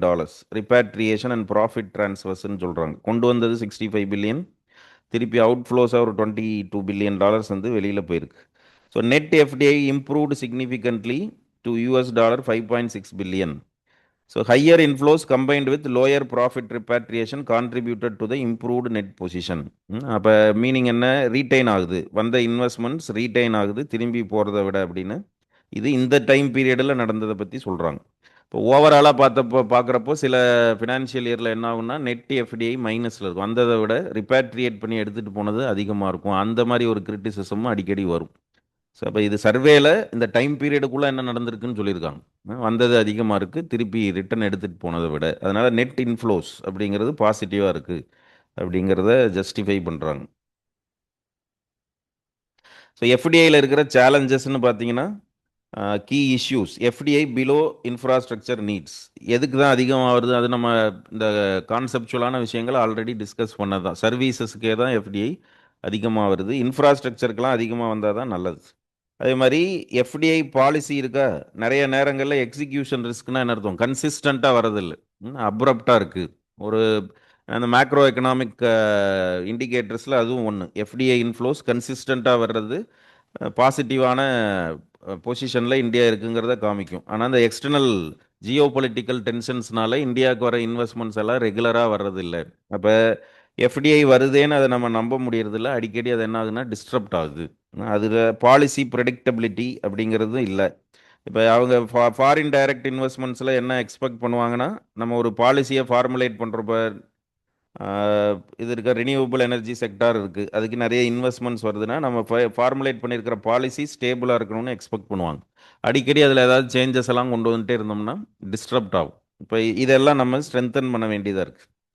அப்போது நிறைய வந்து குளோபல் வேல்யூ செயின்ஸ் அப்படின்னு சொல்கிறாங்களா, அவங்களோட நிறைய குளோபல் வேல்யூ செயின்ஸை நம்ம கிரியேட் பண்ணோம்னா நிறைய இன்வெஸ்ட்மெண்ட்ஸ் வரும். Reliable incentive implementation, single empowered approval mechanism, stronger inter agency coordination. So இந்தியாவில் ministerial coordination, inter ministerial coordination, inter departmental கோஆர்டினேஷன்லாம் நிறைய லேக் ஆகும். அதனால் டைம் டிலேஸ் அதிகமாகும். அதை சிம்பிளாக சொல்லணும்னா ஈஸ் ஆஃப் டூயிங் பிஸ்னஸை என்ஹான்ஸ் பண்ணுங்கள், நிறைய ஃபாரின் இன்வெஸ்ட்மெண்ட்ஸை கொண்டு வரதுக்கு. அப்படின்னா என்ன, ப்ரொசீஜர் ப்ராசஸ் எல்லாம் சிம்பிளிஃபை பண்ணு, கிளியரன்சஸ் எல்லாம் சீக்கிரமாக கொடுங்க. அப்போ எப்போ கிளியரன்சஸ் எல்லாம் சீக்கிரமாக இருக்குன்னா inter ministerial coordination, inter departmental கோஆர்டினேஷன்லாம் இருக்கணும். So while India has achieved FDI success, scaling it to meet the country's massive infrastructure and development needs requires addressing execution challenges and enhancing policy predictability to attract larger anchor investments. Anchor investmentsனா நிலையா இருக்கு, investments வந்துச்சுன்னா அது திருப்பி போகாத மாதிரியும் கன்சிஸ்டண்ட்டாகவும் investments வர வைக்கணும். ஓவராலாக இன்வெஸ்ட்மெண்ட்ஸ் வருது, பட் அது இன்கன்சிஸ்டண்ட்டாக இருக்குது. அது எதுக்கு வரணும்? இன்வெஸ்ட்மெண்ட்ஸ் நிறையா இன்ஃப்ரா ரிலேட்டடான ப்ராஜெக்ட்ஸ் அண்ட் ஸ்கீம்ஸ்க்கு. அதில் இருக்கிற சேலஞ்சஸ் என்னங்கிறது தான் அதில் டிஸ்கஸ் பண்ணியிருக்காங்க. இதுவும் மெயின்ஸ் பர்ஸ்பெக்டிவில் நம்ம இன்ஃப்ரா ரிலேட்டடான கொஸ்டின்ஸ் வரப்போ இதை எழுதிக்கலாம். பட் ப்ரிலிம்ஸ்லையும் ஓவரால் ஐடியா வச்சுங்க, இன்வெஸ்ட்மெண்ட்ஸில் என்ன பிரச்சனை இருக்குது, எஃப்டிஐ இன்வெஸ்ட்மெண்ட்ஸில் என்ன பிரச்சனை இருக்குது. ஏன்னா அதையும் ஸ்டேட்மெண்ட்ஸாக சம்டைம்ஸ் கேட்கலாம், ப்ரிலிம்ஸ்லையும் கேட்க முடியும். அவுட்வேர்ட் எஃப்டிஐ இப்போ உள்ள வர மாதிரி ரிப்பேட்ரியேட் ஆகி வெளியில் போகிற எஃப்டிஐ ஒரு கன்சர்னாக இருக்கா? ஸோ அது எதனால நடக்குது?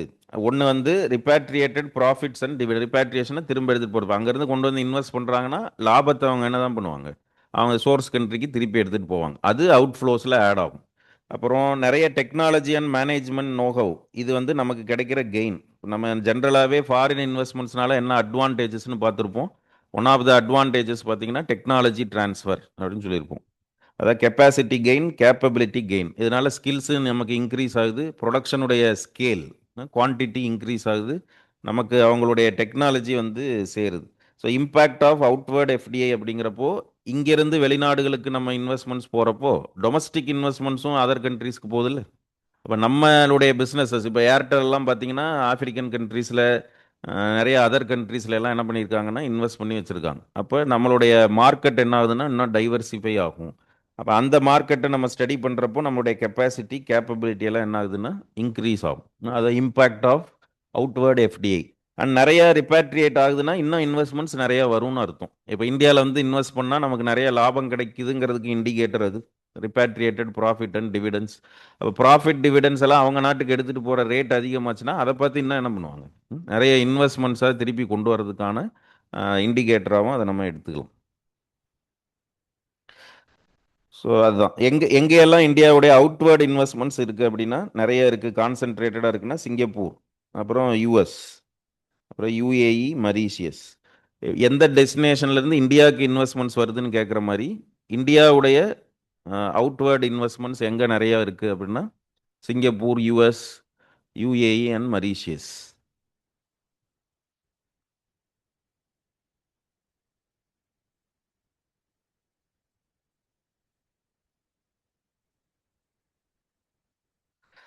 எஃபிஐயில் லாஸ்ட் இயர் என்ன மாதிரி ட்ரெண்ட் இருந்திருக்கு? FPI foreign portfolio. இப்போ பார்த்து எஃப்டிஐயில் என்ன ட்ரெண்ட் இருக்குன்னு பார்த்தோம்.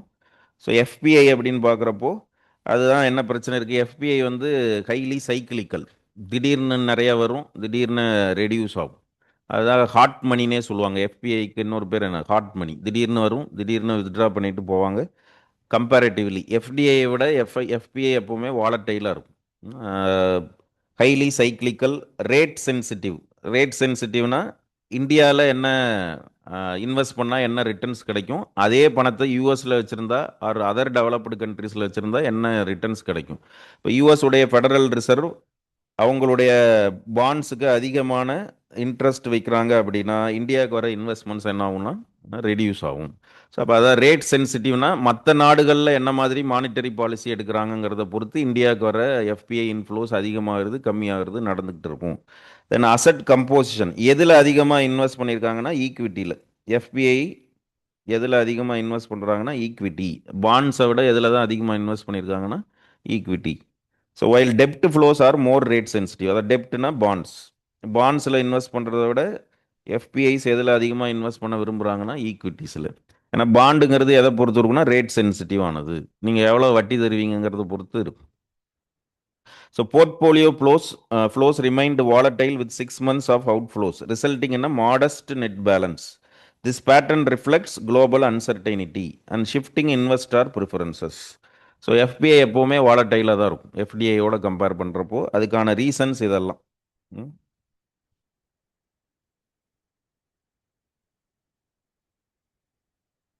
தென் ஃபாரெக்ஸை பொறுத்த வரைக்கும் அப்ராக்சிமேட்டாக $700 billion வச்சுருக்கிறோம். Foreign exchange reserves $700 billion. அது வார வாரம் மாறிக்கிட்டே இருக்கும். அதாவது ஒரு ப்ளஸ் ஆர் மைனஸ் ஒரு 20 to 25 பில்லியன், சம்டைம்ஸ் $50 billion வரைக்குமே ப்ளஸ் ஆர் மைனஸ் இருக்கும். இப்போ 680 பில்லியன் தான் இருக்குன்னு நினைக்கிறேன். இப்போ லாஸ்ட் வீக் பார்த்தீங்கன்னா 680 பில்லியன். ஸோ அப்ராக்சிமேட்டாக 700 பில்லியன் இருக்குது. இது பார்த்தீங்கன்னா 11 monthsக்கான இம்போர்ட் கவரை கொடுக்குது. இதுதான் ஒரு சேஃப் பொசிஷன் முன்னாடி சொல்லியிருந்தாங்களா, மேக்ரோ பஃபர்ஸ். அதில் one of the macro buffer எதுனா sufficient forex reserves so survey படி இந்த $700 பில்லியன் 11 மந்த்ஸ் ஆஃப் இம்போர்ட்ஸை கவர் பண்ணும். அதே மாதிரி இந்தியாவுடைய டெட் இருக்குல்ல, டெட்டை 94%. இந்தியாவுடைய எக்ஸ்டர்னல் டெப்ட் அப்ராக்சிமேட்டாக ஒரு $720 பில்லியன் ஆர் $725 பில்லியன் கிட்ட இருக்கு, 715 கூட வச்சுங்களேன். இப்போ டெப்ட் கவரேஜுங்கிறது ஒரு 94% ஆஃப் டெப்டை கவர் பண்ணுற அளவுக்கு நம்மக்கிட்ட ஃபாரின் எக்ஸ்சேஞ்ச் ரிசர்வ்ஸ் இருக்குது. ஸோ அடிக்குவசி அசஸ்மெண்ட்னு அதான் சொல்லுவாங்க. India's forex reserves provide robust protection against external shocks and demonstrate strong external stability. இப்போ இதில் கம்போசிஷன் ஃபாரெக்ஸை நாலாக மெயின்டைன் பண்ணுறாங்கன்னு பார்த்தோம். எஃப்சிஏஸ், கோல்டு, ஆர்டிபி, எஸ்டிஆர் அப்படின்னு. இதில் லாஸ்ட் இயர் வந்து பார்த்தீங்கன்னா கோல்டு ஹோல்டிங்ஸ் இன்க்ரீஸ் ஆயிருக்கு. ஏன்னா கோல்டுக்கான ரேட் இன்க்ரீஸ் ஆகிறப்போ ஆர்பிஐ என்ன பண்ணியிருக்காங்கன்னா போர்ஷன் ஆஃப் ஃபாரெக்ஸை கோல்டில் வைக்கிறத அதிகப்படுத்தியிருக்காங்க. Gold holdings increased sharply, foreign currency asset slightly decreased. ஏன்னா ருப்பி டெப்ரிஷியேட் ஆனதுனால ஃபாரின் கரன்சி அசெட்ஸில் ஸ்லைட் டிக்ரீஸ் வந்து இருந்திருக்கு. SDR holdings remain stable. SDR ஆர்டிபியில் பெரிய மாற்றம் இல்லை. ஸோ ஃபாரெக்ஸ் ரிசர்வ்ஸில் லாஸ்ட் இயர் கோல்டு போர்ஷன் வந்து இன்க்ரீஸ் ஆயிருக்கு. ஸோ இந்த மாதிரியான ட்ரெண்ட் எல்லாம் இருந்திருக்கு. இப்போ இதெல்லாம் மைண்டில் வச்சுங்க. 11 மந்த்ஸுக்கான இம்போர்ட் கவர், ஒரு 95% ஆஃப் டெப்ட் கவரேஜை ஃபாரெக்ஸ் ரிசர்வ்ஸ் தருது. ஸோ இதெல்லாம் ஸ்டேட்மெண்ட்ஸாக மாற்றுவாங்க. எக்ஸ்சேஞ்ச் ரேட்டை பொறுத்த வரைக்கும் அதை லாஸ்ட் இயர் வந்து ருப்பி வந்து ஃபால் ஆயிருக்கு. கிட்டத்தட்ட 5.4% அளவுக்கு ருப்பி டெப்ரிஷியேட் ஆயிருக்கு அகெயின்ஸ்ட் டாலர். அது இப்போ இன்னும் கூட அதிகமாக இருக்கும். அடுத்த 3 மந்த்ஸில் பார்த்தீங்கன்னா இப்போ இன்னும் கூட அது கிட்டத்தட்ட ₹95 கிட்ட போயிடுச்சு. ஏன்னா அந்த வார்னால. அப்போ ருப்பி டெப்ரிசியேஷன் லாஸ்ட் இயரில் அதுவும் கூட ஏப்ரல் 2025 டு ஜனவரி 26 ஒரு 10 மந்த்ஸ் பீரியடில் 5.4% அளவுக்கு ருப்பி டெப்ரிஷியேட் ஆயிருக்கு. அதுக்கு மேஜர் ரீசன் அப்படின்னு பார்த்தீங்கன்னா எஃபிஐ அவுட்ஃப்ளோஸ். ஸோ எஃபிஐ வந்து வித்ட்ரா பண்ணிட்டு போகிறாங்க ஜியோ பொலிட்டிக்கல் டென்ஷன்ஸ்னால. ட்ரேட் டெவலப்மெண்ட்ஸ்ன்னு பார்த்தீங்கன்னா இவன் யூஎஸ் உடைய டேரிஃப், அது ஒரு reason. Then increased corporate hedging activity. Hedging activity அப்படிங்கிறப்போ என்னென்னா, இப்போ கோல்டில் இன்வெஸ்ட் பண்ணுறதுக்கான டிமாண்ட் வந்து இன்க்ரீஸ் ஆகும். எது சேஃபஸ்ட் அசட்டோ, அப்போ ஈக்விட்டிஸில் இருக்கிறதையெல்லாம் வித்ட்ரா பண்ணிவிட்டு எதில் போய் இன்வெஸ்ட் பண்ணுவாங்க? கோல்டில். ஆர் சேஃப் டெஸ்டினேஷன் எங்கேயோ அங்கே நம்ம பணத்தை எடுத்துகிட்டு போயிடலான்னு எடுத்துகிட்டு போவாங்க. ஸோ டெஸ்பைட் த depreciation economic fundamentals remain stable. இதுதான் ஃபர்ஸ்ட் சாப்டர்லேயே நம்ம பார்த்துட்டோம். இந்த டெப்ரிசியேஷனை தவிர மற்றபடி மேக்ரோ எக்கனாமிக் இண்டிகேட்டர்ஸ் எல்லாமே நமக்கு பாசிட்டிவாக தான் இருந்துச்சு. Strong reserves and sustainable current account position providing support. ஏன்னா கரண்ட் அக்கௌண்ட் டெபிசிட்லாம் வெறும் 1.23% தானே இருந்துச்சு. ஸோ அதனால் ருப்பி டெப்ரிசியேஷனை பற்றி பெருசாக ஒரி பண்ணிக்க தேவையில்லை. ஏன்னா ருப்பி டெப்ரிசியேஷன் உங்களுக்கு லாங் ரன்னில் பார்த்தீங்கன்னா இன்னும் நிறைய இன்வெஸ்ட்மெண்ட்ஸை எடுத்துகிட்டு வர்றதுக்கான பாசிபிலிட்டியை அது கொடுக்கும். So trade versus financial channel அப்படின்னு பார்க்குறாங்க. இதில் இந்த எக்ஸ்சேஞ்ச் ரேட்டுடைய இம்பேக்ட் என்ன? ஏன்னா ருப்பி டெப்ரிஷியேட் ஆனதுனால என்ன மாதிரியான இம்பேக்ட்ஸ் வந்து ட்ரேடில் நடந்திருக்கு? So strong rupee to worse trade balance, அதுதான் நம்ம கிளாஸஸ்லேயே சொல்லியிருப்போம். ருப்பி டெப்ரிஷியேட் ஆனால் நல்லது தான். இமீடியட்டாக அதனால் வந்து கொஞ்சம் இது இருக்குமே, இஷ்யூஸ் இருக்குமே தவிர லாங் ரன்னில் ட்ரேட் அதை என்ன பண்ணணும்னா பூஸ்ட் பண்ணும். அதனால தான் சர்வேயில் திருப்பி சொல்கிறாங்க stronger rupee leads to worse trade balance. Merchandise exports are more responsive than services to exchange rate changes. ஏன்னா இதுதான் இப்போ நம்ம ருப்பி டெப்ரிஷியேட் ஆகிறதுனால எதில் பிரச்சனை வருதுன்னா ஆயில் இம்போர்ட் பண்ணுறதுல உங்களுக்கு பிரச்சனை வரும். ஆனால் சர்வீசஸ் எக்ஸ்போர்ட்ஸில் அது உங்களுக்கு என்ன பண்ணிடும்னா அதை பூஸ்ட் பண்ணுறப்போ பேலன்ஸ் ஆகும். ருப்பி டெப்ரிசியேஷனை யாருக்கு ஹாப்பியை கொடுக்கும்? எக்ஸ்போர்ட்டர்ஸ்க்கு. இம்போர்ட்டர்ஸ்க்கு தான் வருத்தப்படுவாங்க. ஆனால் எது அதிகமாக இம்போர்ட் பண்ணுறோன்னா ஆயில். அதனால் மெர்ச்சன்டைஸ் ட்ரேடில் அது அதிகமான இம்பேக்டை தரும் then services trade. Appreciation attract short term capital inflow initially, lagged effect becomes negative over time. இப்போ ருப்பி அப்ரிஷியேட் ஆயிருந்தா ஓவர் டைம்னா இருக்கும். லாங் டேர்மில் அது வந்து நெகட்டிவ் இம்பேக்டை தரும். ஷார்ட் டேர்மில் வேணால் மேபி சம் பாசிட்டிவ் இம்பேக்ட்ஸை மீன்ஸ் இதில் கொடுக்கும். Export competitiveness matters significantly for India's external balance and economic growth trajectory. இப்போ ருப்பி டெப்ரிஷியேட் ஆகிறதுனால வர ஷார்ட் டேர்ம் இம்பேக்ட்ஸை நம்ம பேலன்ஸ் பண்ணணும்னா எதை ஃபோக்கஸ் பண்ணணும்? எக்ஸ்போர்ட், அதுவும் மெர்ச்சன்டைஸ் ட்ரேட் எக்ஸ்போர்ட்ஸை அதிகப்படுத்தணும். அதுக்கு என்னென்ன வழிகள் எல்லாம் பண்ணணும் அதை தான் முன்னாடியே சொல்லிட்டாங்க. பிஎல்ஐ ஸ்கீம், அது மாதிரி எக்ஸ்போர்ட் ப்ரமோஷன் மிஷன், இந்த மாதிரியான ஸ்டெப்ஸ் எல்லாம் எடுத்து நம்ம எக்ஸ்போர்ட்ஸை ஸ்ட்ரென்தன் பண்ணிக்கணும். ஏன்னா ருப்பி டெப்ரிஷியேட் ஆகிறது நம்ம கையில் இல்லை.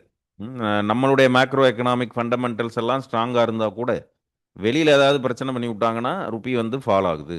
அப்போ நம்ம அதை எப்படி ஆஃப் செட் பண்ணுறதுன்னா த்ரூ ஸ்ட்ரென்தனிங் எக்ஸ்போர்ட்ஸ் தான். அதை நம்ம எப்படி ஃபோக்கஸ் பண்ணணுங்கிறது சரஸ்வதி தர அட்வைஸாக இருக்குது. So medium long term drivers அப்படின்னு பார்த்தீங்கன்னா இந்தியாவுக்கு என்னென்னலாம் பாசிட்டிவ்ஸ் இருக்குது அப்படின்னு பாருங்கள். Savings, investment, balance, domestic resource mobilisation கெப்பாசிட்டியை இது சொல்லுது. ஸோ அதுவும் பாசிட்டிவாக இருக்குது. அதுவும் ட்ரெண்டு மாறிட்டு வருதுன்னு பார்த்தோமா, மியூச்சுவல் ஃபண்டில், ஈக்விட்டிஸில் இன்வெஸ்ட் பண்ணுறாங்க, அது இருக்குது. கரண்ட் அக்கௌண்ட் பொசிஷனும் ஸ்ட்ராங்காக இருக்குது. எக்ஸ்போர்ட் காம்படிட்டிவ்னஸை நம்ம இன்க்ரீஸ் பண்ணிட்டு வரோம். ஸ்டேபிள் எஃப்டிஐ இன்ஃப்ளோஸ் இதெல்லாம் இருக்கிறதுனால sustained currency strength is linked to high domestic savings and persistent current account surplus, reflecting fundamental economic health rather then short term market movements. So அப்பப்போ சில clichés இருக்கே தவிர long டேர்மில் எந்த பிரச்சனையும் வராது. ஏன்னா மேக்ரோ எக்கனாமிக் இண்டிகேட்டர்ஸ் எல்லாம் ஸ்ட்ராங்காக இருக்குது. அது சர்வே சொல்கிற ஜஸ்டிஃபிகேஷன். ஸோ இந்த மாதிரியான விஷயங்கள் தான் இந்த சாப்டரில் இருக்கிறது. ஸோ சர்வீசஸ் வெர்சஸ் மேனுஃபேக்சரிங்னு எடுத்துக்கிட்டிங்கன்னா, ஸோ இது முன்னாடியே டிஸ்கஸ் பண்ணியிருப்பாங்க. Services exports help and provide valuable foreign exchange but they have limitations for large fast growing economics. ஏன்னா அது நம்ம ஆல்ரெடி பீக்கில் இருக்குது. அதனால தான் நான் முன்னாடியே சொன்னேன், சர்வீசஸை சன்ரைஸ் செக்டார்னு சொல்ல முடியாது. ஆல்ரெடி அதோடைய மேக்ஸிமமாக நமக்கு கொடுத்துட்ருக்கு. அப்போ சர்வீசஸை விட்டுட்டு இப்போது இன்னும் பொட்டன்ஷியலாக நம்ம ஹார்னஸ் பண்ணாமல் இருக்கிற செக்டார்ஸ்னு இருக்கா, அதுக்கு நம்ம ஃபோக்கஸ் கொடுக்கணும். அதுதான் manufacturing. broad based manufacturing exports scale and linkages counter cyclical resilience. While progress has been made, private R&D still needs strengthening. அதிலே இந்தியா லேக் இருக்குன்னு பார்ப்போம். அப்புறம் R&D ரொம்ப இப்போ மேனுஃபேக்சரிங்ல எல்லாம் எப்படி எக்ஸ்போர்ட்ஸ் இன்க்ரீஸ் பண்ணுவீங்க? R&D இல்லாமல் பண்ண முடியாது. அப்போ R&D பண்ணால் அதுக்கு நீங்கள் நிறைய இன்வெஸ்ட் பண்ணணும். அதெல்லாம் இதில் இருக்கிற சேலஞ்சஸ்னு சொல்கிறாங்க. Still need strengthening to support sustained manufacturing competitiveness and technological advancements. So எதுலெல்லாம் நம்ம லேக்கிங்காக இருக்கிறோங்கிற ஒரு மேக்ரோ அண்டர்ஸ்டாண்டிங் இருக்கணுங்கிறதுக்காக தான் இதெல்லாம் டிஸ்கஸ் பண்ணுறோம்.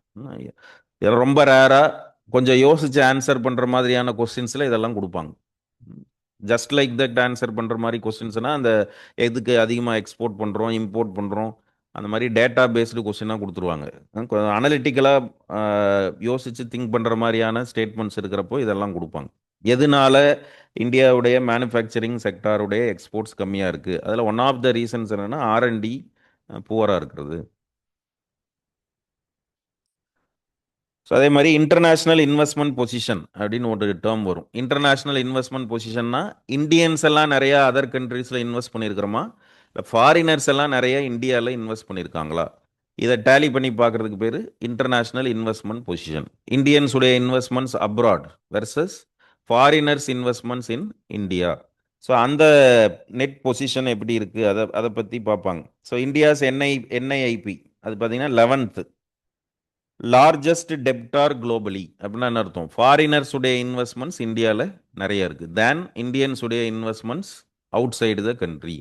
இந்தியன்ஸ் எல்லாம் நிறைய ஃபாரினில் இன்வெஸ்ட் பண்ணதை விட ஃபாரினர்ஸுடைய இன்வெஸ்ட்மெண்ட்ஸ் இந்தியாவில் நிறைய இருக்குது. ஆக்சுவலாக அதை பாசிட்டிவாகவும் பார்க்கணும். நமக்கு நிறைய என்ன வந்திருக்கு அப்படின்னு அர்த்தம்னா இன்வெஸ்ட்மெண்ட்ஸ் வந்திருக்கு. ஸோ நெட் ஐஐபி அப்படிங்கிறது நெகட்டிவ். அது எவ்வளோனா $0.3 trillion. That means India receives more foreign investments than Indians investments which are going outside India. The assets and liability ratio has improved from 74% to 77%, indicating strengthening external position, better balance between what India owns abroad versus what it owes. நேரோ ரொம்ப பெரிய difference இல்லை, ஒரு $0.3 trillion அளவுக்கு தான் differences இருக்குது. அப்போ இந்த பக்கம் பார்த்தீங்கன்னா இந்தியன்ஸ் எல்லாம் நிறையா அதர் கண்ட்ரீஸில் இன்வெஸ்ட் பண்ணுறாங்க. அப்படிங்கிறப்போ அது அவுட்வேர்ட் ரெமிட்டன்சஸை அதிகப்படுத்தும். அது கம்மியாக இருக்கிறது நல்லது. அந்த இன்வெஸ்ட்மெண்ட்ஸ் எல்லாம் இந்தியாவிலேயே இன்வெஸ்ட் ஆகுது அப்படிங்கிறப்போ இன்னும் க்ரோத்துக்கு அது அதிகமாக கான்ட்ரிபியூட் பண்ணும். அதனால் நெட் இன்டர்நேஷ்னல் இன்வெஸ்ட்மெண்ட் பொசிஷன் அதில் இந்தியா 11th ரேங்க் இருக்குது. Largest debtor globally. That means இந்தியன்ஸுடைய இன்வெஸ்ட்மெண்ட்ஸ் இன் அதர் கண்ட்ரீஸை விட அதர் கண்ட்ரீஸுடைய இன்வெஸ்ட்மெண்ட்ஸ் இன் இந்தியா அதிகமாக இருக்குது. எக்ஸ்டர்னல் டெட் வெளிநாட்டு கடனுடைய பொசிஷன் என்னன்னா அது அப்ராக்சிமேட்டாக ஒரு $750 billion வந்து இந்தியாவுடைய எக்ஸ்டர்னல் டெட் இருக்குது. ஃபாரெக்ஸ் கவரேஜாக தான் பார்த்தோம். 95% ஆஃப் எக்ஸ்டர்னல் டெப்ட் அளவுக்கு நமக்கு ஃபாரெக்ஸ். ஏன்னா ஃபாரெக்ஸ் எவ்வளோ வச்சுருக்கோம்? $700 பில்லியன் வச்சுருக்கோமா? 710 அதனால் எக்ஸ்டர்னல் டெட்டை அது கவர் பண்ணுற அளவுக்கு 95% ஆஃப் எக்ஸ்டர்னல் டெட்டை கவர் பண்ணுற அளவுக்கு நம்மக்கிட்ட ஃபாரின் எக்ஸ்சேஞ்ச் ரிசர்வ்ஸ் இருக்குது. டெட் டு ஜிடிபி ரேஷியோ அப்படின்னு பார்த்தீங்கன்னா ஒரு 18% to 20%. External debt to GDP ratio. Public டெப்ட் டு ஜிடிபி ரேஷியோ அது வேறு. அது நேற்று பார்த்தோமா? அது 55% ஆஃப் ஜிடிபி அப்படின்னு இருக்கும். இது எக்ஸ்டர்னல் டெட். எக்ஸ்டர்னல் டெட்னா எல்லாரும் வாங்கின கடன் அர்த்தம். கவர்மெண்ட் வாங்கினது ஆக்சுவலாக எக்ஸ்டர்னல் டெட்டில் கவர்மெண்ட்டுடைய கான்ட்ரிபியூஷன் எவ்வளோ தான்? அது 20% கூட இருக்காது. 80% ஆஃப் எக்ஸ்டர்னல் டெட் வந்து நான் கவர்மெண்ட் டெப்ட். சாவரின் எக்ஸ்டர்னல் டெப்ட் இதில் ஒரு போர்ஷன் தான். சாவரின் எக்ஸ்டர்னல் டெப்ட் மட்டும்தான் எதுக்குள்ளே வரும்னா பப்ளிக் டெப்ட்டுக்குள்ளே வரும். டோட்டல் எக்ஸ்டர்னல் டெப்ட்டும் பப்ளிக் டெப்ட்டுக்குள்ளே வராது. இதெல்லாம் கன்ஃபியூஸ் பண்ணிக்கக்கூடாது. பப்ளிக் டெப்ட் டு ஜிடிபி ரேஷியோனா வேறு, எக்ஸ்டர்னல் டெட் டு ஜிடிபி ரேஷியோனா வேறு. எக்ஸ்டர்னல் டெட்டில் சாவரின் எக்ஸ்டர்னல் டெட் வேறு, ஓவரால் எக்ஸ்டர்னல் டெட் வேறு. அதெல்லாம் நம்ம கிளாஸஸ்லேயே அந்த பேசிக்ஸ் எல்லாம் சொல்லியிருப்போம். அப்போ இதெல்லாம் கன்ஃபியூஸ் பண்ணிக்கக்கூடாது. இப்போ பப்ளிக் டெப்ட் டு ஜிடிபி ரேஷியோவுக்கும் எக்ஸ்டர்னல் டெட் டு ஜிடிபி ரேஷியோவையும் கன்ஃபியூஸ் பண்ணிக்கக்கூடாது. ஸோ கவர்மெண்ட் ஷேர் பார்த்தீங்கன்னா ஒரு 5% வந்து இன்க்ரீஸ் ஆயிருக்கு லாஸ்ட் இயர். அதாவது போன வருஷத்தோட கம்பேர் பண்ணுறப்போ இப்படி எடுத்துக்கூடாது. 20லேருந்து 25% ஆயிடுச்சுன்னு எடுத்துக்கூடாது. ஆல்ரெடி இருந்ததுலேருந்து 5% என்ன இருக்குன்னா இன்க்ரீஸ் ஆயிருக்கு. ஸ்லைட்லி இன்க்ரீஸ் ஆயிருக்கு அப்படின்னு அர்த்தம். ஓவரால் இதில் ஸ்ட்ரக்சரில் பெரிய சேஞ்சஸ் எல்லாம் வராது. நம்ம கிளாஸ் நோட்ஸில் எழுதியிருப்பீங்க அரௌண்ட் 18 to 20%. அது அப்படியே 25% ஆயிடுச்சா அப்படின்னா அந்த அளவுக்கு இன்க்ரீஸ் ஆயிருக்காது. குளோபல் ஷேர்னு எடுத்துக்கிட்டிங்கன்னா இந்தியாவுடைய எக்ஸ்டர்னல் டெட் பார்த்தீங்கன்னா 1% ஆஃப் குளோபல் எக்ஸ்டர்னல் டெப்ட் கூட கிடையாது. இது ஞாபகம் வச்சுங்க. கடைசியில் இருக்கிறது. ஏன்னா நம்மளுடைய எக்ஸ்டர்னல் எப்போவுமே நான் கிளாஸ் நடத்துகிறப்போ சொல்லியிருக்கிறேன், எக்ஸ்டர்னல் டெப்ட் வந்து ஒரு பெரிய இதே கிடையாது. அது பாசிட்டிவ். அது எந்த நெகட்டிவும் கிடையாது. வெளிநாட்டு கடன்னால இந்தியாவுக்கு பிரச்சனை கிடையாது. உள்நாட்டு கடனால தான் பிரச்சனை. இப்போ வட்டியெல்லாம் ₹1 கோஸ் டு 20 பைஸ் வந்து வட்டிக்கு. அது எதுக்கு போகுது? வெளிநாட்டு கடனுக்கு இல்லை. டொமஸ்டிக் பாரோயிங்ஸுக்கு தான் கவர்மெண்ட் அதிக வட்டி கொடுத்து வாங்க வேண்டியதாக இருக்குது கடன். எக்ஸ்டர்னல் டெட் எல்லாம் சீப்பாக கிடைக்கும். வேர்ல்ட் பேங்க்கிட்ட இருந்து வாங்குற கடன்லாம் வட்டியே இருக்காது. அப்போ ஏஷியன் டெவலப்மெண்ட் பேங்க்கோ பிரிக்ஸ் பேங்க் இது மாதிரி எங்கேயாவது இன்டர்நேஷ்னல் டெவலப்மெண்ட் பேங்க்ஸ் எல்லாம் கொடுக்குறதெல்லாம் அது டெவலப்மெண்ட் அசிஸ்டன்ஸ். அதே மாதிரி பைலேட்ரல் மல்டிலேட்ரல் லோன்ஸுமே என்ன டெவலப்மெண்ட் அசிஸ்டன்ஸாக கொடுப்பாங்க. அதெல்லாம் பெரிய பேர்டன் கிடையாது. லாங் டேர்ம் லோன்ஸாக தான் இருக்கும். கவர்மெண்ட்டுக்கு அதனால எக்ஸ்டர்னல் டெட்னால எந்த பெரிய நெகட்டிவும் கிடையாது. இன்டர்னல் டெட்னால தான் நெகட்டிவ். ஸோ அதாவது global share of India's external டெட்டுங்கிறது 1% ஆஃப் குளோபல் எக்ஸ்டர்னல் டெப்ட் கூட கிடையாது. So India remains modestly leveraged with stable external debt profile providing significant room for future borrowing if needed while maintaining fiscal prudence. அப்போ இன்னும் ஃபியூச்சரில் கடன் வாங்குறதுனா கூட தப்பு கிடையாது. அதனால எந்த நெகட்டிவ் இம்பேக்ட்டும் வராது. ஆல்ரெடி நம்ம வாங்கி வச்சிருக்கிறது வெளிநாட்டு கடன் ரொம்ப கம்மி தான். அதனால எந்த நெகட்டிவ் இம்பேக்ட்ஸும் கிடையாது. ஸோ அப்போ எக்ஸ்டர்னல் செக்டாரை பொறுத்த வரைக்கும் இருக்கிற சேலஞ்சஸ்னு பார்த்தீங்கன்னா அதை Jio political fragmentation, slower trade growth, tougher capital competition, higher global rates, இதெல்லாம் தான் எக்ஸ்டர்னல் செக்டாரை அஃபெக்ட் பண்ணக்கூடிய இன்னைக்கு இருக்கிற சேலஞ்சஸாக இருக்குது. Geopolitical fragmentation, increasing trade tensions, bloc formation, reshaping global trade, அதான் பார்த்தோமே இது நியர் ஷோரிங், ஃப்ரெண்ட் ஷோரிங், இந்த மாதிரியான ஆக்டிவிட்டீஸ் எல்லாம் இருக்குது. Slower trade growth, reduced pace of global trade expansion, tougher capital competition, அதாவது எஃப்டிஐ இன்ஃப்ளோஸ் வர்றது, ஸ்டேபிளாக வர்றது, இதெல்லாம் அதில் நம்ம ஃபேஸ் பண்ணுற சேலஞ்சஸாக இருக்குது. எஃபிஐ இன்ஃப்ளோஸை எது இன்ஃப்ளூயன்ஸ் பண்ணுதுன்னா interest rates, other countries follow பண்ணுற மானிட்டரி பாலிசியோடைய இம்பேக்டை பொறுத்து தான் நமக்கு ஸ்டேபிளாக இன்வெஸ்ட்மெண்ட்ஸ் வருமா வராதா இதெல்லாம் டிசைட் ஆகும். ஸோ இதெல்லாம் தான் இதில் இருக்கிற விஷயங்கள், இந்த சாப்டரில் இருக்கிற விஷயம்.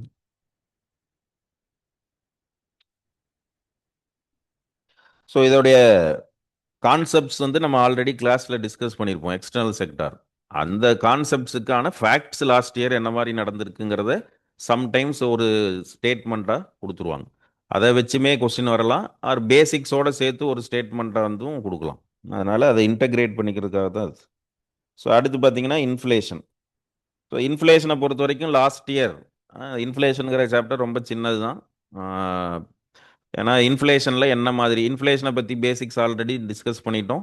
அதில் சிபிஐ இன்ஃப்ளேஷன் எப்படி பெர்ஃபார்ம் பண்ணுச்சு, WPI இன்ஃப்ளேஷன் எப்படி பெர்ஃபார்ம் பண்ணுச்சு, அதிகமாச்சா கம்மியாச்சா, ஏன் கம்மியாக இருந்துச்சு, இதை பற்றியான அந்த ஃபேக்ட்ஸை கொடுக்குற சாப்டர் தான் அது. அதுக்கு உங்களுக்கு இதே கொடுத்துட்டாங்க டேக்லைன், இன்ஃப்ளேஷன் டேம்ட் அண்ட் ஆங்கர்ட். அப்படின்னா என்ன அர்த்தம்? இன்ஃப்ளேஷனை கட்டுப்படுத்தியாச்சு, ஆங்கர்டுனா நிலைநிறுத்தியும் ஆச்சு. அது எந்த அளவுக்கு? WPI இன்ஃப்ளேஷன்லாம் கிட்டத்தட்ட நெகட்டிவ்ல இருந்துச்சு. சிபிஐ இன்ஃப்ளேஷன் 1%, 1.2%, அந்த அளவுக்கு. இன்ஃப்ளேஷன் டார்கெட்டிங்கே நம்ம எவ்வளோ தான், 4% வைக்கணும் அப்படிங்கிறது. இந்த 4%க்கும் கம்மியாக தான் லாஸ்ட் இயர் என்ன இருக்குன்னா இன்ஃப்ளேஷன் இருந்திருக்கு. அதனால டேம்ட், இன்ஃப்ளேஷனை அடக்கிட்டோம். ஆங்கர்ட் அப்படின்னா என்ன அர்த்தம்? நிலைநிறுத்திட்டோம். 4%, மீறாமல் நம்ம என்ன பண்ணியிருக்கிறோம்னா காப்பாற்றிருக்கோம். So global and India's inflation trends, அதை பற்றி தான் இந்த சாப்டர் டிஸ்கஸ் பண்ண போகுது. So global inflation development, world லெவலில் இன்ஃப்ளேஷன் வந்து பார்த்தீங்கன்னா 8.7% இருந்திருக்கு கேலண்டர் இயர் 22ல். கேலண்டர் இயர் 25ல் எடுத்துக்கிட்டிங்கன்னா 4.2 அது குறைஞ்சிருச்சு. ஏன்னா 22ங்கிறது அந்த கோவிட் இயர். கோவிட் முடிஞ்சோடனே கிட்டத்தட்ட 9% இருந்த வேர்ல்டு லெவல் இன்ஃப்ளேஷன் இப்போ பாதியாக என்ன இருக்குன்னா குறைஞ்சிருக்கு. So global headline inflation fell sharply from post pandemic highs. Advanced economies stabilized around 2 to 3%, while emerging markets moderated to 5.3 to 9.7%. India's inflation reached 2.8%, contrasting with China's price stagnation. So சைனாவில் ஆக்சுவலாக என்ன இருக்குன்னா இது இருக்குது, டீஃப்ளேஷன் இருக்குது. சைனாவில் demand குறைஞ்சிருச்சு, real estate sector demand குறைஞ்சதுனால அங்கே டீஃப்ளேஷனரி ட்ரெண்ட் இருக்குது. ஸோ இந்தியாவில் பார்த்தீங்கன்னா 2.8% இன்ஃப்ளேஷனை நம்ம ரெடியூஸ் பண்ணியிருக்கோம். இந்தியாவிலையும் லாஸ்ட் இயர் என்ன இருக்குன்னா இப்போ இந்தியாவில் டீஃப்ளேஷனரி ட்ரெண்ட் இல்லை, டிஸ்பிளேஷனரி ட்ரெண்ட் இருக்கு. இதெல்லாம் திருப்பி நம்ம எக்ஸ்பிளைன் பண்ணணும் அவசியம் இல்லை, இதெல்லாம் அங்கேயே பார்த்துட்டோம் கிளாஸ்லேயே. டிஸ்பிளேஷன்னா என்ன, டீஃப்ளேஷன், அதாவது கிளாஸ் அட்டன் பண்ணாமல் சர்வே படிச்சிங்கன்னா புரியாது. அண்டு சர்வேல மறுபடியும் கிளாஸஸில் இருக்கிற பேசிக்ஸ்லாம் எடுத்தோம்னா தான் அது நேரம் என்ன ஆகிக்கிட்டே போகணும்னா இன்க்ரீஸ் ஆகும். இப்போ சில வீடியோஸ் எல்லாம் ஏன் 3 ஹவர்ஸ் 5 ஹவர்ஸ் போட்டிருக்காங்கன்னா மறுபடியும் அதெல்லாம் என்ன பண்ணிட்டு இருப்பாங்கன்னா எக்ஸ்பிளைன் பண்ணிட்டு இருப்பாங்க. சர்வேங்கிறது சும்மா ஆல்ரெடி நம்ம படித்த பேசிக்ஸுக்கு கூட கரண்ட்டில் என்ன நடந்திருக்குங்கிற அப்டேட்டு தான் சர்வே. சர்வேவே ஒரு பெரிய டெக்னிக்கல் டாக்குமெண்ட், அதை போய் லைன் பை லைனாக நம்ம படிக்கணும்னு அவசியம் இல்லை. அந்த க்ரக்ஸை மட்டும் நம்ம எக்ஸாம் பாயிண்ட் ஆஃப் வியூவில் தெரிஞ்சுக்கிட்டா போதும். ஸோ அட்வான்ஸ்டு எக்கனாமிஸில் என்ன நடந்துட்டு இருக்கு? யூஎஸில் headline inflation fell to 2.7%. Euro ஜோனில் பார்த்தீங்கன்னா இன்ஃப்ளேஷன் டிக்ளைன்டு டு 2%. யூகேலையும் இருக்குது. இதில் ஜப்பானில் மட்டும்தான் இன்ஃப்ளேஷன் இன்க்ரீஸ் ஆயிருக்கு. அது மேபி சும்மா மைண்டில் வச்சுங்க, பெருசாக அதை பற்றிலாம் கேட்க மாட்டாங்க. இன்ஃப்ளேஷன்லாம் கேட்டாங்கன்னா இந்தியா ரிலேட்டட் ஆஸ்பெக்டில் தான் கேட்பாங்க. ஸோ மேஜர் எக்கனாமிஸில் ஜப்பானை தவிர மற்ற எக்கனாமிஸ் எல்லாம் இன்ஃப்ளேஷன் என்ன பண்ணியிருக்காங்கன்னா ரெடியூஸ் பண்ணியிருக்காங்க. ஜப்பானில் ஏன் இன்ஃப்ளேஷன் இன்க்ரீஸ் ஆயிருக்குன்னா வேஜ் ட்ரிவன், சேலரி எல்லாம் அதிகமாக தர வேண்டியதாக இருக்குது. அப்புறம் weaker currency, increasing import prices, Japanese என்ன டெப்ரிஷியேட் ஆகிட்டு இருக்கு, அதனால எல்லாம் அங்கே இன்ஃப்ளேஷன் அதிகமாயிருச்சு. ஸோ இந்தியாவில் இன்ஃப்ளேஷனை மாடரேட் பண்ணுறதுக்கு ஆர்பிஐ நிறைய ஸ்டெப்ஸ் எடுத்திருக்காங்க. லாஸ்ட் இயர் என்ன பண்ணாங்க, நிறைய ரேட் கட்ஸ் இன்ட்ரடியூஸ் பண்ணாங்க. அதனால உங்களுக்கு இன்ஃப்ளேஷன் வந்து கம்மியாக இருந்ததுனால தான் ரேட் கட்டே என்ன இருக்குது, நிறைய சிஆர்ஆரை ரெடியூஸ் பண்ணாங்க, ரெப்போ ரேட்டை 2-3 வாட்டி ரெடியூஸ் பண்ணாங்களா. இல்லை பேங்க் ஆஃப் ஜப்பான் தவிர மற்ற நாடுகள்லாம் என்ன பண்ணியிருக்குன்னா இன்ட்ரெஸ்ட் ரேட்ஸை குறைச்சாங்க. ஏன் பேங்க் ஆஃப் ஜப்பான் மட்டும் பண்ணலைன்னா அங்கே இன்ஃப்ளேஷன் எப்படி இருக்கு, அதிகமான லெவலில் இருக்குது. ஸோ இதை பற்றியும் நம்ம ஆல்ரெடி பார்த்துருப்போம். டோவிஸ் ஸ்டான்ஸ்னா என்ன, இன்ட்ரெஸ்ட் ரேட்ஸை குறைச்சாங்கன்னா dovish policy. Hawkish stance, interest ரேட்ஸை இன்க்ரீஸ் பண்ணாங்கன்னா ஹாக்கிஸ் ஸ்டான்ஸ். இதெல்லாம் பார்த்துருப்போம் நம்ம already. So drivers of global inflation, எது இன்ஃப்ளேஷனை ஸ்டிமுலேட் பண்ணுறதுக்கான காரணமாக இருக்குது அப்படின்னா ஃபுட் ப்ரைஸஸ். அப்போ மோஸ்ட் ஆஃப் த கண்ட்ரீஸில் இன்ஃப்ளேஷன் கம்மியாக இருந்ததுக்கு காரணம் food prices stable in early 2025 turned negative by October 25. Later part of 25ல கொஞ்சம் ஃபுட் ப்ரைஸஸ் இன்க்ரீஸ் ஆக ஆரம்பிச்சது. அதுக்கு முன்னாடி major months of 2025ல food prices மாடரேட்டாக இருந்திருக்கு. ஆயில் ப்ரைஸஸும் லாஸ்ட் இயர் பெருசாக என்ன ஆகலைன்னா அஃபெக்ட் ஆகலை. இப்போ ஜனவரிக்கு அப்புறம் இன்க்ரீஸ் ஆகிட்டு வருது. சர்வேல இருக்கிற டேட்டாலாம் இப்போ டிசம்பர் வரைக்கும் நடந்தது. இந்த வார் ஸ்டார்ட் ஆகிறதுக்கு முன்னாடி வரைக்கும் ஆயில் ப்ரைஸஸ் ஸ்டேபிளாக தான் இருந்துச்சு. $70 பெர் பேரல், $70-75 பெர் பேரல்குள்ளேயே தான் இருந்துச்சு. இப்போ தான் அது இன்க்ரீஸ் ஆகிட்டு வருது. Then key metals, aluminium, copper fell in half year 1, then recovered. Iron stayed deflationary. அப்போ மேஜர் மெட்டல்ஸில் ப்ரைஸ் வந்து ஸ்டேபிளாக இருந்திருக்கு, ஃபுட் ப்ரைஸ் ஸ்டேபிளாக இருந்திருக்கு, ஆயில் ப்ரைஸ் ஸ்டேபிளாக இருந்திருக்கு. அதனால வேர்ல்டு லெவலில் குளோபல் இன்ஃப்ளேஷன் மாடரேட்டடாக இருந்திருக்கு. ஸோ இந்த மூணுலேயும் ஏதாவது ப்ரைஸ் சேஞ்சஸ் இருந்தால் தான் அது இன்ஃப்ளேஷன் என்ன பண்ணுன்னா அதிகப்படுத்தும்.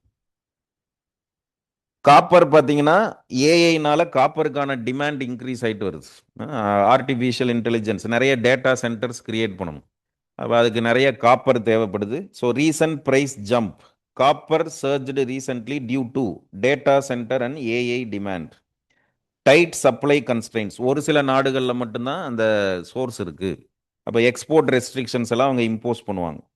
Then green technology requirements. இப்போ இவி வெஹிக்கிள்ஸ்லையும் காப்பர் நிறையா தேவைப்படுது. அந்த மோட்டார்ஸ் எல்லாம் ப்ரொடியூஸ் பண்ணுறதுக்கு காப்பர் நிறைய தேவைப்படுது. ஸோ அதனால் காப்பருக்கான ப்ரைஸஸ் இன்க்ரீஸ் ஆகுது. ஸோ ஏஐக்கும் காப்பருக்கும் லிங்க் இருக்குது. இது நீங்கள் ஜாகிரஃபி கொஸ்டினாகவும் எடுத்துக்கலாம். ஸ்டேட்மெண்ட்ஸ் அப்படி கூட கொடுப்பாங்க. காப்பர் ஏன் வந்து அதோடைய ப்ரைஸ் ட்ரெண்ட் ஏன் இப்படி இருக்குது அப்படிங்கிறப்போ அது டெக்னாலஜி சயின்ஸ் அண்ட் டெக்னாலஜி கொஸ்டினாகவும் எடுத்துக்கலாம், கரண்ட் அஃபேர்ஸ் கொஸ்டினாக எடுக்கலாம், ஜாகிரஃபி கொஸ்டினா, எக்கனாமிக் கொஸ்டினா, எப்படி வேணாலும் எடுத்துக்கலாம். So growth inflation trade-off in emerging markets and developing economies. இப்போ Brazil, Russia, South East Asia, China இங்கே எல்லாம் பார்த்தீங்கன்னா இன்ஃப்ளேஷன் growth ரெண்டுமே பேலன்ஸ்டாக இருந்திருக்கு. எக்ஸப்ட் ஜப்பான், சைனாவை தவிர மற்ற நாடுகளில் growth வந்து எதை அஃபெக்ட் இன்ஃப்ளேஷன் வந்து growth-ஐ பெருசாக வந்து அஃபெக்ட் பண்ணாமல் இருந்திருக்கு. ஸோ இன்ஃப்ளேஷன் ரோஸ் இன் பிரேசில், தென் east as services inflation moderated. ரஷ்யாவில் subdued growth with persistently high inflation linked to Ukraine conflict. Southeast Asia, Malaysia, Indonesia, Philippines, inflation moderated due to lower imported commodity costs. China, significant deflation due to weak demand. Export pressures, excess manufacturing capacity. Deflationary trend ஏன் இருக்குது சைனாலனா, demand கம்மியாக இருக்குது, production அதிகமாக இருக்குது. So இது சும்மா மற்ற நாடுகளை பற்றியெல்லாம் ஒன்றும் தேவையில்லை, கேட்க மாட்டாங்க. பட் ஐடியாக்காக இது ப்ரிலிம்ஸில் கேட்கறதுக்கான சான்சஸ் கம்மி தான். ஸோ இப்போ இது அடுத்த போர்ஷன் தான் முக்கியம். இந்தியாவுடைய இன்ஃப்ளேஷனரி ஜேர்னி லாஸ்ட் இயர் எப்படி இருந்திருக்கு, ஃபியூ இயர்ஸாக எப்படி இருந்திருக்கு. ஸோ 4 இயர்ஸாக இந்தியாவில் டிஸ்ஃப்ளேஷனரி ட்ரெண்ட் இருக்குது. சைனாவில் இருக்கிறது டீஃப்ளேஷனரி ட்ரெண்ட், இந்தியாவில் இருக்கிறது டிஸ்ஃப்ளேஷனரி ட்ரெண்ட். டிஸ்ஃப்ளேஷன்னா என்ன? இன்க்ரீஸ் ஆன இன்ஃப்ளேஷன் குறையிறதுக்கு பேர் டிஸ்ஃப்ளேஷன். டிஸ்ஃப்ளேஷன் அதிகமாகிட்டே போச்சுன்னா வர்றதுக்கு பேர் டீஃப்ளேஷன். ஸோ இந்த டேர்ம்ஸ் எல்லாம் கன்ஃபியூஸ் பண்ணிக்க கூடாது. பப்ளிக் டெப்ட் வேற, எக்ஸ்டர்னல் டெப்ட் வேற, அது மாதிரி டிஸ்ஃப்ளேஷன் வேற, டீஃப்ளேஷன் வேற. So CBI inflation declined from 6.7% in financial year 2022. அது இப்போ எவ்வளோ ஆயிடுச்சுன்னா டிசம்பர் 25-26 1.7. அந்த பர்சன்டேஜ்லாம் தேவையில்லை, டிக்ளைன் ஆகுது. அதனால தான் அது என்னன்னு சொல்கிறாங்கன்னா டிஸ்ஃப்ளேஷனரி ட்ரெண்ட் அப்படின்னு சொல்கிறோம். ஏப்ரல் டிசம்பரில் recorded lowest average current CBI series. அந்த சீரீஸில் இப்போ மாற்றிட்டாங்க. சிபிஐ சீரீஸ் பற்றி நம்ம டிஸ்கஸ் பண்ணியிருக்கிறோம். அது பேஸ்கெட் எப்படி மாறி இருக்கு, இப்போ ப்ரைஸ் ட்ரெண்ட்ஸ் எல்லாம் எப்படி மாறி இருக்குங்கிறது அது அப்டேட். இதில் அந்த கரண்ட் சீரீஸ்ன்னு சொல்கிறது என்ன, பழைய சீரீஸில் டிக்ளைன் ஆனது. WPI inflation stayed below CPI and followed the broader disflationary trend. அப்போ டிஸ்ஃப்ளேஷனரி ட்ரெண்ட் எதில் இருந்திருக்கு? ரெண்டுலேயுமே. WPI இன்ஃப்ளேஷன்லையும் டிஸ்ஃப்ளேஷனரி ட்ரெண்ட் இருக்குது, சிபிஐ இன்ஃப்ளேஷன்லையும் டிஸ்ஃப்ளேஷனரி ட்ரெண்ட் இருந்திருக்கு. சிபிஐ விட எது கம்மியாக இருந்திருக்கு? WPI கம்மியாக இருந்திருக்கு. ரெண்டுலேயுமே டிஸ்ஃப்ளேஷனரி ட்ரெண்டு இருந்திருக்கு. ஸோ அது எப்படியெல்லாம் குறைஞ்சிட்டு வந்துச்சுன்னு இது எதுவுமே மனப்பாடம் பண்ண தேவையில்லை. டிஸ்ஃப்ளேஷனரி ட்ரெண்டுன்னு ஏன் சொல்கிறாங்க? அக்டோபர் 24 டிஸ்இன்ஃப்ளேஷன் பிகின்ஸ் 6.2% இருந்துச்சு, அப்புறம் 3.2, அப்புறம் 1.4, 0.3, 1.7. ஸோ இதனால எல்லாம் அதை என்னன்னு சொல்கிறோம்? டிஸ்ஃப்ளேஷனரி ட்ரெண்ட் அப்படின்னு சொல்கிறோம். அதுக்கு மெயின் ரீசன் என்னன்னா food inflation fell supported by good weather and higher production. Food inflation தான் major driver of CPI inflation அப்படின்னு பார்த்துருப்போம். ஏன்னா சிபிஐயில் அதிகமான வெயிட்டேஜ் எதுக்கு? ஃபுட்டுக்கு. இப்போ அந்த பர்சன்டேஜ் கொஞ்சம் ஸ்லைட்டாக என்ன இருக்குன்னா ரெடியூஸ் ஆயிருக்குன்னு பார்த்துருப்போம். அது அப்டேட். அதையும் அதையும் கூட என்னவா கேட்கலான்னா ஸ்டேட்மெண்ட்ஸில் எப்படி வேணாலும் மிக்ஸ் பண்ணி கேட்பாங்க. இல்லை பழைய கதையை வச்சு கேட்பாங்க, புது சீரீஸ்லேருந்தும் கேட்கலாம்.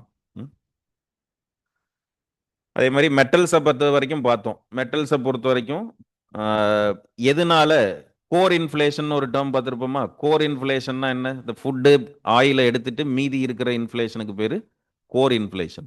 கோர் இன்ஃப்ளேஷன் இன்க்ரீஸ் ஆயிருக்கு. அதுக்கு மேஜர் ரீசன் என்ன? Gold and copper. இப்போ கோல்டு காப்பரை எடுத்துட்டிங்கன்னா, கோர் இன்ஃப்ளேஷன்லேருந்து கோல்டு காப்பரை வெளியில் எடுத்துட்டிங்கன்னா, கோர் இன்ஃப்ளேஷன் எப்படி இருந்திருக்குன்னா ஸ்டேபிளாக இருந்திருக்கு. அதுதான் ஸ்டிக்கி அப்படின்னு சொல்லுவாங்க. ஸ்டிக்கின்னா என்ன அர்த்தம்னா பெருசாக இம்ப்ரூவ் ஆகலை, அப்படியே இருக்குது, ஸ்டேபிளாக இருக்குது. ஸோ கோர் இன்ஃப்ளேஷனுக்கும் அட்ஜஸ்டட் கோர் இன்ஃப்ளேஷன் ஒரு டேர்ம் இருக்குது. அட்ஜஸ்டட் கோர் இன்ஃப்ளேஷன்னா ஒன்றும் இல்லை, மெட்டல்ஸை வெளியில் எடுத்துறது. கோர் இன்ஃப்ளேஷன்னா எதை வெளியில் எடுக்கிறது? ஃபுட்டு ஆயிலை வெளியில் எடுத்துட்டிங்கன்னா அதுக்கு பேர் கோர் இன்ஃப்ளேஷன். அதில் மெட்டல்ஸையும் வெளியே எடுத்துட்டிங்கன்னா அதுக்கு பேர் adjusted core inflation. So adjusted core inflation slowed from 3.4 to 2.3. எதனால? கோல்டு, சில்வர் இதை மாதிரியான மெட்டல்ஸ் உடைய ப்ரைஸஸ்னால கோர் இன்ஃப்ளேஷன் கொஞ்சம் சர்ஜ் ஆச்சு. அட்ஜஸ்டட் கோர் இன்ஃப்ளேஷன் பெருசாக வந்து சர்ஜ் ஆகலை. ஏன்னா அந்த மெட்டல்ஸ், கோல்டு, சில்வர் மாதிரி மெட்டல்ஸ் எல்லாம் வெளியில் எடுத்துட்டோம்னா அதுக்கு பேர் அட்ஜஸ்டட் கோர் இன்ஃப்ளேஷன். சும்மா காதில் கேட்டிங்களா? இதை வச்சு ஆன்சர் பண்ணலாம். இந்த புள்ளி விவரங்கள்லாம் தேவையில்லை. கோர் இன்ஃப்ளேஷன்னா என்ன, அட்ஜஸ்டட் கோர் இன்ஃப்ளேஷன்னா என்ன அப்படின்னு தெரிஞ்சால் போதும். தென் ஃபுட்டு இன்ஃப்ளேஷன்லேயும் என்ன ட்ரெண்ட் இருக்குன்னா டிஸ்இன்ஃப்ளேஷன். ஃபுட் டிஸ்இன்ஃப்ளேஷன் டிரைவர்ஸ் அதான் முன்னாடியே சொல்லிட்டாங்க. ஃபுட் ப்ரொடக்ஷன் அதிகமாக இருந்துச்சு, ரெயின்ஃபால்லாம் லாஸ்ட் இயர் கரெக்டாக இருந்துச்சு, அதனால ஃபுட் ப்ரைஸஸ் ரெடியூஸ் ஆகிட்டே வருது. So historic food deflation October 2025 ஏன்னா -5.02%, லார்ஜஸ்ட் மந்த்லி டிக்ளைன் அக்டோபரில். வெஜிடபிள்ஸ், பல்சஸ், ஸ்பைசஸ், சீரியல்ஸ் எல்லாத்துலேயுமே ப்ரைஸ் என்ன இருந்துச்சுன்னா கம்மியாக இருந்திருக்கு. அதனால் ஃபுட் ப்ரைஸஸ்லையும் என்ன இருக்குது, ஃபுட் ப்ரைஸஸில் டீஃப்ளேஷனரி ட்ரெண்டே இருந்திருக்கு அக்டோபர் 2025. அந்த அளவுக்கு மைனஸில் போகிற அளவுக்கு ப்ரைஸஸ் கம்மியாக இருந்திருக்கு. ஸோ பல்சஸில் பொறுத்த வரைக்கும் இந்தியாவில் 23-24 பார்த்தீங்கன்னா ப்ரொடக்ஷன் ஷார்ட் ஃபால் இருந்துச்சு. இப்போ நமக்கு ப்ரொடக்ஷன் ரெக்கவர் ஆயிடுச்சு. Pulses India largest producer of pulses and largest consumer of pulses. அதில் 23-24 இம்போர்ட் பண்ணி கவர் பண்ண வேண்டியதாக இருந்துச்சு டிமாண்ட். இப்போ ஓரளவுக்கு நமக்கு என்ன இருக்குன்னா பல்சஸ் ப்ரொடக்ஷன் ரெக்கவர் ஆயிருச்சு, இம்போர்ட்ஸும் ஸ்டேபிளாக இருக்குது, இம்ப்ரூவ்டு ஸ்டாக்ஸ். எதனால குறைஞ்சிச்சுங்கிறது, பல்சஸ் ப்ரைஸஸ் ஏன் லாஸ்ட் இயர் கம்மியாக இருக்குது அப்படின்னா production recovery, stable imports and improved stocks. அது 2 வருஷத்துக்கு முன்னாடி அது ப்ரைஸஸ் அதிகமாக இருந்தது, ஃபுட் இன்ஃப்ளேஷனுக்கு காரணமாக இருந்துச்சு. அந்த ட்ரெண்ட் இப்போது லாஸ்ட் இயர் ரிவர்ஸ் ஆயிருக்கு.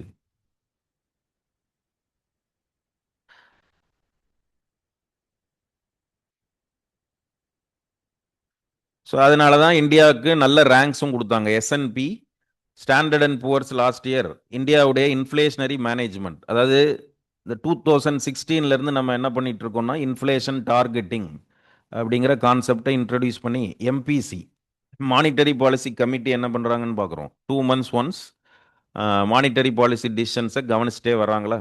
ஸோ அதை ரெக்கக்னைஸ் பண்ணுற விதமாக எஸ்என்பி லாஸ்ட் இயர் என்ன பண்ணியிருக்குன்னா 2016 எஃபெக்டிவாக இன்ஃப்ளேஷனை இந்தியா வந்து கண்டெயின் பண்ணிட்டு வருது. அதை ரெக்கக்னைஸ் பண்ணி நல்ல ரேங்க்ஸ் கொடுத்துருக்காங்க, அக்னாலஜ் பண்ணியிருக்காங்க. Shifting to inflation targeting has improved outcomes and helped anchoring expectations better than a decade ago. 2006 to 2016 இருந்த இன்ஃப்ளேஷனை விட 2016 to 2026 இன்ஃப்ளேஷன் என்ன இருக்குன்னா கம்மி பண்ணியிருக்கோம். அதுக்கான மேஜரான கிரெடிட் எதுக்கு போகணுன்னா இந்த இன்ஃப்ளேஷன் டார்கெட்டிங்கிற கான்செப்ட். ஒரே ஒரு வாட்டி தான் ப்ரீச் ஆச்சுன்னு நினைக்கிறேன்.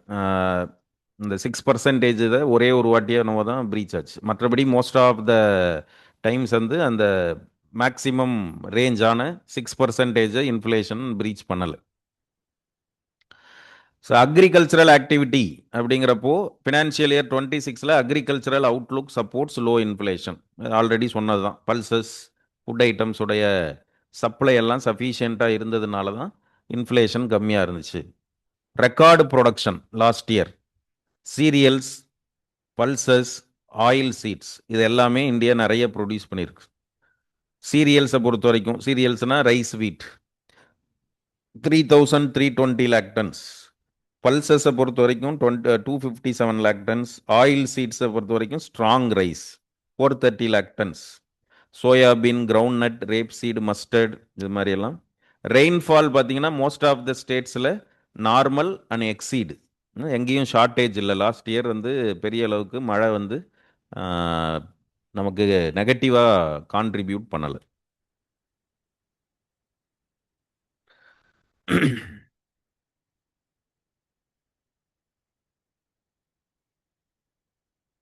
ரூரல் இன்ஃப்ளேஷன் எப்படி இருந்திருக்கு, அர்பன் இன்ஃப்ளேஷன் எப்படி இருந்திருக்கு, அதில் லாஸ்ட் இயர் ஒரு ட்ரெண்ட் ரிவர்சல் நடந்திருக்கு. 23-24 பார்த்தீங்கன்னா rural inflation was more than urban because of higher food weight in rural consumption. 2025ல urban inflation more than rural inflation. So rural inflation is more volatile across states due to food price sensitivity. Core inflation moves more smoothly with rural core only slightly higher. So இதெல்லாம் பழைய சீரீஸில், அதனால் கேட்பாங்களான்னு தெரில. But இருந்தாலும் சும்மா பார்த்து வச்சுப்போம். ஏன்னா இது இப்போ சீரீஸ் மாறிடுச்சு, அதனால் இம்பார்ட்டன்ஸ் எதுக்கு தான் அதிகமாக கொடுப்பாங்க. இப்போ சிபிஐ சீரீஸ் என்ன, அதில் என்ன அது கொஸ்டின்ஸ் தான் வர சான்சஸ் அதிகமாக இருக்குது. பழைய கதையெல்லாம் நீ விட்ருவாங்க. அந்த சீரீஸ் தான் இப்போ இல்லவே இல்லையே. அதனால் அப்போ ரூரல் இன்ஃப்ளேஷன் என்ன ஆச்சு, அர்பன் இன்ஃப்ளேஷன் என்ன ஆச்சுன்னு நீ கேட்குறதுக்கு சான்சஸ் கம்மி. இதில் கிராஷ் கோர்ஸில் நம்ம நடத்தினோமா சிபிஐ நியூ சீரீஸ், அதுலேருந்து கொஸ்டின்ஸ் வர்றதுக்கு தான் நிறைய சான்சஸ் இருக்குது. அதில் ரூரல் அர்பன் பேஸ்கெட் எப்படி இருக்குது, அதில் என்ன சேஞ்சஸ் இருக்குது, கம்போசிஷன் எல்லாம் மாறி இருக்குன்னெலாம் பார்த்தோமா, அதை நல்லா கான்சென்ட்ரேட் பண்ணுங்கள். அதை வச்சு ஏதாவது இப்போ நியூஸ் பேப்பர்ஸில் லாஸ்ட் குவார்ட்டரை பற்றி ஏதாவது வருதான்னு பார்ப்போம். ஏன்னா சிபிஐ இன்ஃப்ளேஷனுங்கிறது கேலண்டர் இயர் பேசிஸில், அதனால் ஜனவரி, பிப்ரவரி, மார்ச் முடிஞ்சிருச்சா. ஸோ இந்த குவார்ட்டரில் இன்ஃப்ளேஷன் நியூ சீரீஸ் படி ஏதாவது சேஞ்சஸ் வந்திருந்தால் அதை மேலே வர எக்ஸாமில் கேட்குறதுக்கு சான்சஸ் இருக்குது. பட் இருந்தாலும் சர்வேல கொடுத்துருக்காங்கன்றனால நம்ம இதை பற்றி என்ன பண்ணுறோன்னா பார்க்கணும். இந்த 3 monthsல என்ன நடந்திருக்குன்னு இப்போ நியூஸ் பேப்பரில் ஏதாவது வந்துருந்துச்சுன்னா அதையும் நம்ம என்ன பண்ணிக்கணும். இப்போ வரும் ஏப்ரல் செகண்ட் வீக்கில் 12ஆம் தேதி 13ஆம் தேதி போல் போன மாதம் இன்ஃப்ளேஷன் நியூ சீரீஸில் எப்படி இருந்திருக்குன்னா அதில் ஏதாவது அப்ரப்டாவோ அல்லது மேஜராகவோ சேஞ்சஸ் வந்துருந்துச்சுன்னா அதை நம்ம என்ன பண்ணிக்கலாம், அப்டேட் பண்ணிக்கலாம். ஏன்னா ஏப்ரல் மேல தான் எக்ஸாம் வரப்போகுது. கிட்டத்தட்ட ஒரு 20-25 நாளைக்கு முன்னாடி வர வரைக்கும் இருக்கிறதுல எல்லாம் இருந்து கூட கொஸ்டின்ஸ் வர சான்சஸ் இருக்குது. இப்போவே பிரிண்ட் எல்லாம் பண்ணியிருக்க மாட்டாங்க. ஈவன் கொஸ்டினே இப்போவே கூட ஃபைனலைஸ் ஆகிருக்காதுன்னு நினைக்கிறேன். ஏப்ரல் இன்னைக்கு என்ன, மேபி இன்னொரு 1 வீக் அதுக்கப்புறம் வேணால் ஃபைனலைஸ் ஆகலாம். அதுக்கப்புறம் பிரிண்ட் எல்லாம் ரெடி ஆயிடுது, உடனே கொடுத்துட்றாங்களே. நாங்களே இப்போ ஞாயிற்றுக்கிழமை நமக்கு எக்ஸாம் இருக்குது, மீன்ஸ் டெஸ்ட்டு மார்க் டெஸ்ட் இருக்குன்னா சனிக்கிழமை தான் கொடுப்போம் பிரிண்ட்டுக்கு. ஒரு நைட்டில் பிரிண்ட் ஆகி காலையில் என்ன இருந்தால் வந்துடும். யூபிஎஸ்சிக்கு இருக்கிற ஒரு சேலஞ்சுன்னா டிஸ்ட்ரிபியூட் பண்ணுற சேலஞ்ச் வேணால் இருக்கும். அதெல்லாம் 2-3 டேஸில் இப்போ என்ன பண்ணிடுவாங்கன்னா லாஜிஸ்டிக்ஸ் எல்லாம் ரெடியாக வச்சுருப்பாங்க. அதனால் எனக்கு தெரிஞ்ச ஒரு 10-15 நாளைக்கு முன்னாடி தான் பிரிண்ட் ஆகும்னு நினைக்கிறேன். நம்மளா கெஸ் பண்ணுறோம், தெரியாது எக்ஸாக்டாக உள்ள என்ன நடக்குன்னு. ஒரு 2 வீக்ஸே மோர் தென் சஃபிஷியன்ட். கொஸ்டினை ஃபைனலைஸ் பண்ணி பிரிண்ட் பண்ணி இந்தியா ஃபுல்லாக அனுப்புறதுக்கு 2 வீக்ஸே மோர் தென் சஃபிஷியன்ட் டைம் தான் இன்னைக்கு இருக்கிற டெக்னாலஜியில். அதனால் அந்த அளவுக்கு அப்டேட்டடாக இருக்க வேண்டியதாக இருக்கும். மேபி அது 1-2 கொஸ்டினுக்கு. தென் ஸ்டேட் லெவல் இன்ஃப்ளேஷன் டைனமிக்ஸ், எந்தெந்த ஸ்டேட்டில் இன்ஃப்ளேஷன் எவ்வளவு இருந்திருக்கு அப்படிங்கிறது. இதில் கேரளா, லக்ஷதீபை தவிர எல்லா ஸ்டேட்ஸ்லேயுமே இன்ஃப்ளேஷன் கம்மியாக இருந்திருக்கு. அதை மட்டும் நான் ஞாபகம் வச்சுட்டா போதும். Last year state level inflation பார்த்தீங்கன்னா இந்த ஆர்பிஐ உடைய பேண்ட் என்ன, 4% ±2%. இந்த 6%க்கு மேலே ஒரே ஒரு ஸ்டேட்டில் தான், கேரளா, அப்புறம் யூடின்னு பார்த்தீங்கன்னா லக்ஷதீப். அங்கே மட்டும் கேரளாவில் 8% இன்ஃப்ளேஷனும் லக்ஷதீப்பில் 6.69%ம் எக்ஸீடட் அந்த upper tolerance level of MPC. மற்றபடி எல்லா ஸ்டேட்ஸ்லையுமே வித்தின் த டார்கெட்டட் இன்ஃப்ளேஷன் டார்கெட்டிங்கிற அந்த பர்சன்டேஜுக்குள்ளே தான் இருந்திருக்கு. Most other states state within are below the 2-6% tolerance band. So அப்போ என்ன ஆகுது அப்படின்னு பார்த்தீங்கன்னா, மோர் ஓவர் இந்தியா ஃபுல்லாக inflation within the band.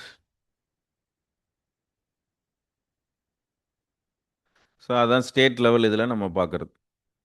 So அதுக்கு என்ன கான்ட்ரிபியூட் பண்ணியிருக்கு, weather conditions, fertiliser supply, GST rationalisation, global commodities, அதாவது ஆயில், இதெல்லாம் வந்து அது இப்போ ட்ரெண்டு மாறிடுச்சு. எக்ஸ்பெக்டட் டு ஸ்டே ஷாஃப்ட்னு போட்டிருக்காங்க. குளோபல் கமாடிட்டிஸ் லாஸ்ட் இயர் ட்ரெண்டே அப்படியே கண்டினியூ ஆகும்னு. இப்படி லாஸ்ட் 3 monthsல நடந்த பிரச்சனைனால ஆயில் ப்ரைஸஸ் எல்லாம் என்ன ஆகிட்டு வருது, இன்க்ரீஸ் ஆகிட்டு வருது. அது இயர் லாங் என்ன இம்பேக்டை கொடுக்கணும் அடுத்த சர்வேல டிஸ்கஸ் பண்ணுவாங்க. மேபி இது இப்போ சிச்சுவேஷன் பேலன்ஸ் ஆயிடுச்சுன்னா அடுத்த 9 மந்த்ஸில் என்ன ஆயிரும்னா இதை பேலன்ஸ் பண்ணலாம். இந்த நெகட்டிவான சுச்சுவேஷனை அடுத்த 9 மந்த்ஸில் இருக்கிற பாசிட்டிவ் வச்சு பேலன்ஸ் பண்ணிக்கலாம்.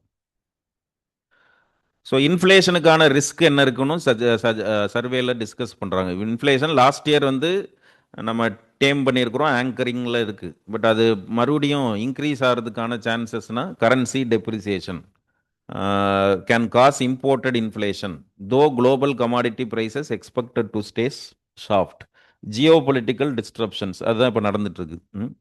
ஸோ இதெல்லாம் இன்ஃப்ளேஷனை என்ன ஆக்கிடலாம்னா அதிகப்படுத்தலாம் அப்படின்னு இது எப்போவுமே இந்தியாவுக்கு இருக்கிற த்ரெட்ஸ். இதெல்லாம் கான்ட்ரிபியூட் பண்ணுறப்போ இன்ஃப்ளேஷன் என்னவா இருக்குன்னா நம்ம டேம் பண்ணியிருக்கிறோம், கண்டெயின் பண்ணி வச்சிருக்கிறோம். இதில் ஏதாவது ஒன்று ரெண்டு அப்ரப்டாக மாறுறப்போ நமக்கு இன்ஃப்ளேஷன் என்ன ஆகுதுன்னா பெரிய பிரச்சனையே கொடுக்குது. நம்ம இன்ஃப்ளேஷன் டிஸ்கஸ் பண்ணுறப்பே சொல்லியிருப்போம், டொமஸ்டிக் கண்டிஷன்ஸ் எல்லாம் ஸ்ட்ராங்காக இருந்தால் கூட இம்போர்ட்டட் இன்ஃப்ளேஷன் வந்துடும். இப்போ நமக்கு என்ன த்ரெட் இருக்குன்னா இம்போர்ட்டட் இன்ஃப்ளேஷன் த்ரெட்டு தான். ஆயில் ப்ரைஸஸ் இன்க்ரீஸ் ஆச்சுன்னா எல்லா பொருட்களுடைய ப்ரைஸஸையும் அது இன்க்ரீஸ் பண்ணி விட்டுருது. அப்புறம் base metals iron, copper, aluminium may rise moderately. Copper elevated due to green technology, data centres and supply chain constraints. Precious மெட்டல்ஸை பொறுத்த வரைக்கும் gold, silver may keep rising as safe havens unless major global uncertainties resolve. இந்த வாரெல்லாம் நிற்கிற வரைக்கும் gold, silver prices வாலட்டைலாக தான் இருக்கும், increase கூட ஆகிறதுக்கு தான் சான்சஸ் இருக்குது அப்படின்னு சர்வேல டிஸ்கஸ் பண்ணியிருக்காங்க. ஸோ இன்ஃப்ளேஷனை பற்றி பெருசாக கவலைப்பட வேணாம்னு சர்வேல சொல்லியிருப்பாங்க. ஏன்னா we have tamed and anchored and sustained அப்படின்னு. பட் இப்போ நடக்கிற விஷயங்கள்னால மேக்ரோ எக்கனாமிக் கண்டிஷன்ஸ் வந்து மேபி மாறலாம் ஷார்ட் டேர்முக்கு. ஸோ அதான் இன்ஃப்ளேஷனுங்கிற சாப்டரில் இருக்கிற விஷயம். ஏன்னா அதை பற்றியான பேசிக்ஸ்லாம் நம்ம ஆல்ரெடி தெரிஞ்சிட்டதுனால லாஸ்ட் இயர் என்ன மாதிரி இருந்துச்சு, டபிள்யூபிஐ, சிபிஐ இன்ஃப்ளேஷன் என்ன மாதிரி இருந்துச்சுன்னு மட்டும் பார்த்தா போதும்.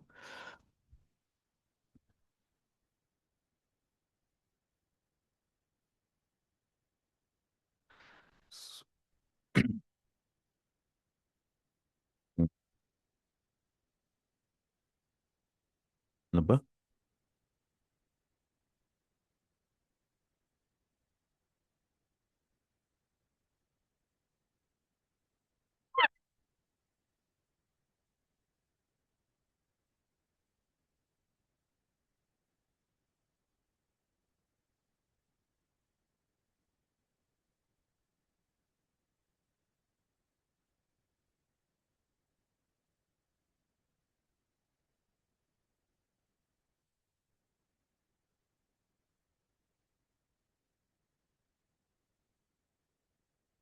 ஸோ இதில் ஒரு டேர்ம் மட்டும் இருக்குது, அது நம்ம உங்களுக்கு நோட்ஸில் இருக்கும்.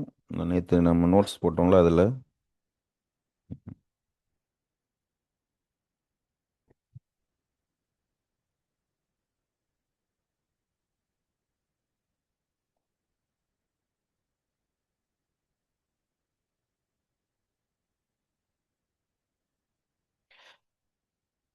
ஸோ இன்ஃப்ளேஷனை பொறுத்த வரைக்கும் அதில் ரெண்டு இம்பேக்ட் இருக்கும். மொமெண்டம் எஃபெக்ட், பேஸ் எஃபெக்ட் அப்படின்னு ரெண்டு இம்பேக்ட் வந்து இன்ஃப்ளேஷனில் இருக்கும்.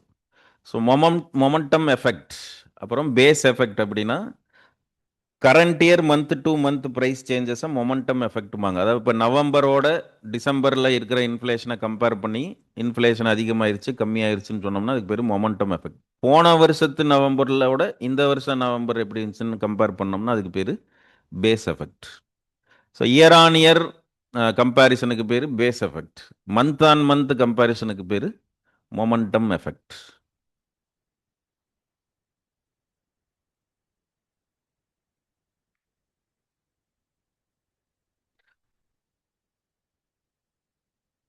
So momentum effect means current year month to month price changes. Base effect means last year's price movements affecting year on year inflation. So inflation ரொம்ப கம்மியாக இருந்திருக்கு அப்படின்னு நம்ம சொல்லியிருக்கிறாங்கல்ல, அது எதோட கம்பேர் பண்ணி நார்மலாக இன்ஃப்ளேஷன் டேட்டா எப்படி சொல்லுவாங்க, லாஸ்ட் இயர் டிசம்பரோட கம்பேர் பண்ணுறப்போ இந்த டிசம்பர் எப்படி இருந்துச்சு. மந்த் ஆன் மந்த் கம்பேர் பண்ணிங்கன்னா அந்தளவுக்கு டிராஸ்டிக்காக ரெடியூஸ் ஆயிருக்காது. அப்போ momentum effect is different from base effect.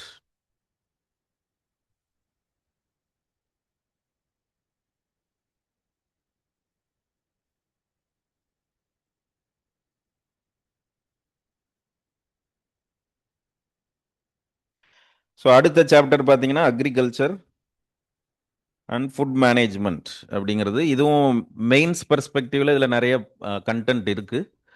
மெயின்ஸில் நம்ம இந்த சில டாபிக்ஸ் எல்லாம் நம்ம இன்னும் டிஸ்கஸ் பண்ணாமல் இருக்கும் 13, 14, 15 பேட்சஸ்க்கு.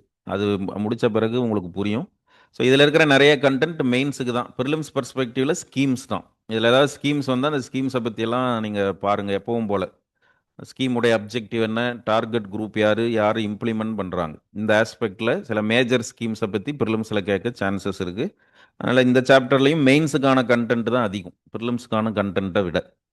So agri and food management இதில் நமக்கு எப்போவுமே ஃபோக்கஸ் பண்ண வேண்டியது அக்ரிகல்ச்சர் செக்டாரில் how to increase productivity, how to secure farm incomes and ensuring food security. So food செக்யூரிட்டினா சஃபிஷியன்ட் லெவலாக ஃபுட் கிரெயின்ஸை ப்ரொடியூஸ் பண்ணிக்கிட்டே இருக்கணும். ஃபுட் ப்ரைஸஸ் எப்போவுமே ஸ்டேபிளாக வச்சுருக்கணும். 140 கோடி பாப்புலேஷன் இருக்கா. ஸோ எப்போவுமே availability, affordability, distribution of food இதெல்லாம் என்ன பண்ணிக்கிட்டே இருக்க வேண்டியதாக இருக்குன்னா நம்ம பேலன்ஸ் பண்ணிகிட்டே இருக்கணும். ப்ரொடக்டிவிட்டியை எப்படி என்ஹான்ஸ் பண்ணுது? இப்போ ப்ரொடக்ஷனில் இந்தியா தான் top most producer, second largest producer, மில்கில் ஃபஸ்ட்டு லார்ஜஸ்ட்டு இப்படின்னு சொல்லுவோம். இப்போ குவான்டிடேட்டிவ்லி நம்ம அதிகமாக ப்ரொடியூஸ் பண்ணுறோம். இது எப்படி சஸ்டைன் பண்ணுவீங்க? அப்போ அதுக்கு நீங்கள் எதை ஃபோக்கஸ் பண்ணணும்னா ப்ரொடக்டிவிட்டி. ஸோ இதெல்லாம் எப்போவுமே structural challenges, already existing structural challenges, இந்த வருஷத்துக்குன்னு இல்லை, எப்போவுமே இருக்கிற சேலஞ்ச் அக்ரிகல்ச்சர் செக்டாரில். அப்போ நம்ம என்ன பண்ணணும்? சஸ்டெய்னிங் ரோபஸ்ட் growth, அதுதான் நம்மளுடைய ரிசீலியன்ஸை காமிக்கும்.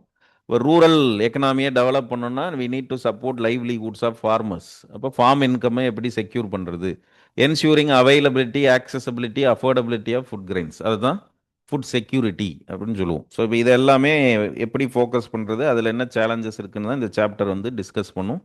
ஸோ அக்ரிங்கிறது எக்கனாமிக் பேக் போனாக ஸ்டில் இருக்குது. ஏன்னா நேஷ்னல் இன்கமில் 1/5 of national income comes from agri and allied sectors contribution. ஒரு 20%, அப்ராக்சிமேட்டாக ஒரு 20% of national income comes from agri and allied activities. So allied ஆக்டிவிட்டீஸ்னால் எல்லாத்தையும் சேர்த்துப்பாங்கல்ல, livestock, fisheries, forestry, horticulture, அதெல்லாம் சேர்த்துக்கிறது. ஒர்க் ஃபோர்ஸ்னு பார்த்தீங்கன்னா அக்ரியில் 46% ஆஃப் ஒர்க் ஃபோர்ஸ் இன்வால்வ் ஆயிருக்காங்க. Workforce or labour force அப்படின்னு சொல்லுவோமா. ஸோ லேபர் ஃபோர்ஸ் ஆர் ஒர்க் ஃபோர்ஸுங்கிறது 46% அக்ரி அண்ட் அலைடு ஆக்டிவிட்டீஸில் இருக்காங்க. ஸோ அப்போ அக்ரிகல்ச்சர் செக்டார் க்ரோத் டிரைவர்ஸ்னு எதை எடுத்துக்கிறோன்னா அலைடு ஆக்டிவிட்டீஸ் தான். டைரக்ட் அக்ரிகல்ச்சரை விட இந்த அலைடு ஆக்டிவிட்டீஸில் தான் அதிக ப்ரொடக்டிவிட்டி இருக்குது, அதிக returns comparatively. So livestock, fisheries, horticulture இதெல்லாம். ஸோ கவர்மெண்ட் அக்ரிகல்ச்சர் செக்டாருடைய க்ரோத்தை இன்க்ரீஸ் பண்ணுறதுக்கு என்னென்ன கான்ட்ரிபியூஷன்ஸ் ஸ்டெப்ஸ் எடுத்துகிட்டு வராங்கன்னா நிறைய டெக்னாலஜிக்கல் இனிஷியேட்டிவ்ஸ், இன்புட்ஸ்னால் seed, fertiliser, then income support, MSP, price stabilisation scheme, இன்ஃப்ராஸ்ட்ரக்சர்னு பார்த்தீங்கன்னா இநாம், அதுக்கப்புறம் உங்களுக்கு இன்ஃப்ராஸ்ட்ரக்சர் டெவலப்மெண்ட் ஃபண்ட்ஸு, மார்க்கெட் ரீஃபார்ம்ஸ்னால் கவர்மெண்ட்டே ப்ரொக்யூர் பண்ணுறது, இநாம், இது மூலமாக இதெல்லாமே நம்ம டிஸ்கஸ் பண்ணுவோம். தனித்தனி சாப்டர்ஸாகவே நமக்கு சிலபஸில் இருக்குது. ஆல்ரெடி டிஸ்கஸ் பண்ணியிருந்தவங்களுக்கு அது தெரியும் என்னென்ன ஸ்டெப்ஸ் எல்லாம் நம்ம எடுத்திருக்காங்க அப்படின்னு. ஸோ செக்டரல் பெர்ஃபார்மன்ஸ்னு பார்த்தீங்கன்னா 5-year ஆவரேஜ் க்ரோத்னு எடுத்துக்கிட்டிங்கன்னா, ஸோ அக்ரியில் ஜிவிஏ அப்படின்னு சொல்லுவாங்கள்ல, கிராஸ் வேல்யூ அடிஷனுங்கிறது 4.4% ஆனுவல் க்ரோத் ரேட் இருக்குது. இது கொஞ்சம் இம்ப்ரூவ் ஆயிருக்கு ரீசெண்ட் டைம்ஸில். ஆக்சுவலாக அக்ரியில் ஒரு 3-4 இயர்ஸ்க்கு முன்னாடி வரைக்கும் ஆனுவல் க்ரோத் ரேட்டுன்னு பார்த்தீங்கன்னா 2 to 3%க்குள்ளே இருந்துச்சு. இப்போ அது என்ன ஆகுதுன்னா 4.4% annual growth rate. Q2 of financial year 26 பார்த்தீங்கன்னா 3.5% தான். அதாவது எப்போவுமே அக்ரியில் ஒரு 2 to 4%க்குள்ளே தான் இருக்கும். இதே சர்வீஸ் செக்டார்னா 8%, 9%ன்னு இருக்கும் க்ரோத் ரேட். அக்ரியில் 3%, 4%க்குள்ளே தான் க்ரோத் ரேட் இருக்கும். So highest decadal growth financial year 16 to financial year 25 compared to earlier decade. அதுக்கு முன்னாடி இருந்த 10 வருஷத்தோட கம்பேர் பண்ணுறப்போ இந்த 10 வருஷத்தில் அக்ரிகல்ச்சர் க்ரோத் வந்து அதிகமாக இருக்குது. So with livestock and fisheries leading the expansion. அதுக்கு எது காரணமாக இருக்குன்னா livestock and fisheries sector. So இதையும் மைண்டில் வச்சுங்க. லாஸ்ட் 10 இயர்ஸில் க்ரோத் ரேட் அதுக்கு முன்னாடி இருந்த ப்ரீவியஸ் 10 இயர்ஸை விட அதிகமாக இருக்குது அப்படிங்கிறாங்க.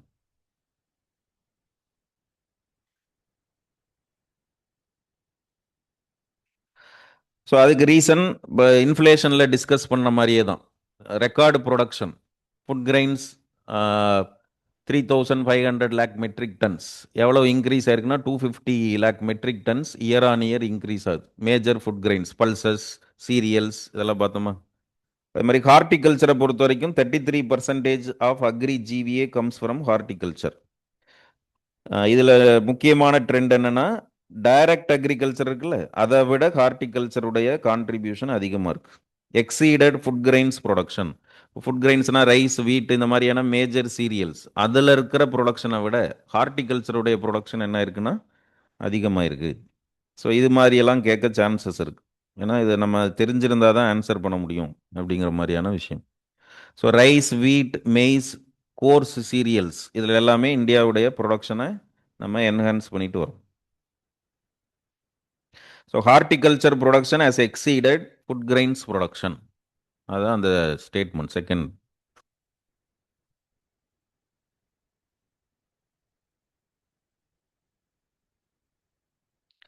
அண்ட் ப்ரொடக்டிவிட்டியும் மோஸ்ட் ஆஃப் த ஃபுட் கிரெயின்ஸில் ப்ரொடக்டிவிட்டியை இன்க்ரீஸ் பண்ணிட்டு வந்திருக்கிறோம். Except groundnut. சரி, கிரவுண்ட் நட்டில் வந்து என்ன இருக்குன்னா எக்ஸசிவான ப்ரொடக்டிவிட்டி இருக்குது. So growth exceeds global average. But என்ன சேலஞ்ச் இருக்குன்னு பார்த்தீங்கன்னா, மோஸ்ட் கிராப்ஸில் ஈல்டு ரொம்ப கம்மியாக இருக்குது. அதாவது ப்ரொடக்டிவிட்டி கம்மியாக இருக்குது, ப்ரொடக்ஷன் அதிகமாக இருக்குது. இந்த ப்ரொடக்டிவிட்டி சேலஞ்சஸ் இருந்துக்கிட்டே இருக்குது. அதில் எல்னினோவுடைய இம்பேக்ட், எல்னினோ லானினான்லாம் சொல்லுவாங்கள்ல, மழை கரெக்டாக. ஏன்னா லாஸ்ட் இயர் என்ன பிரச்சனை இல்லைன்னா மழை கரெக்டாக இருந்திருக்கு. பட் மோஸ்ட் ஆஃப் த இயர்ஸில் நம்ம ஃபேஸ் பண்ணுற சேலஞ்ச் என்னன்னு பார்த்தீங்கன்னா அப்ரப்டான rainfall. So pulses low and unstable yield அப்படிங்கிறாங்க.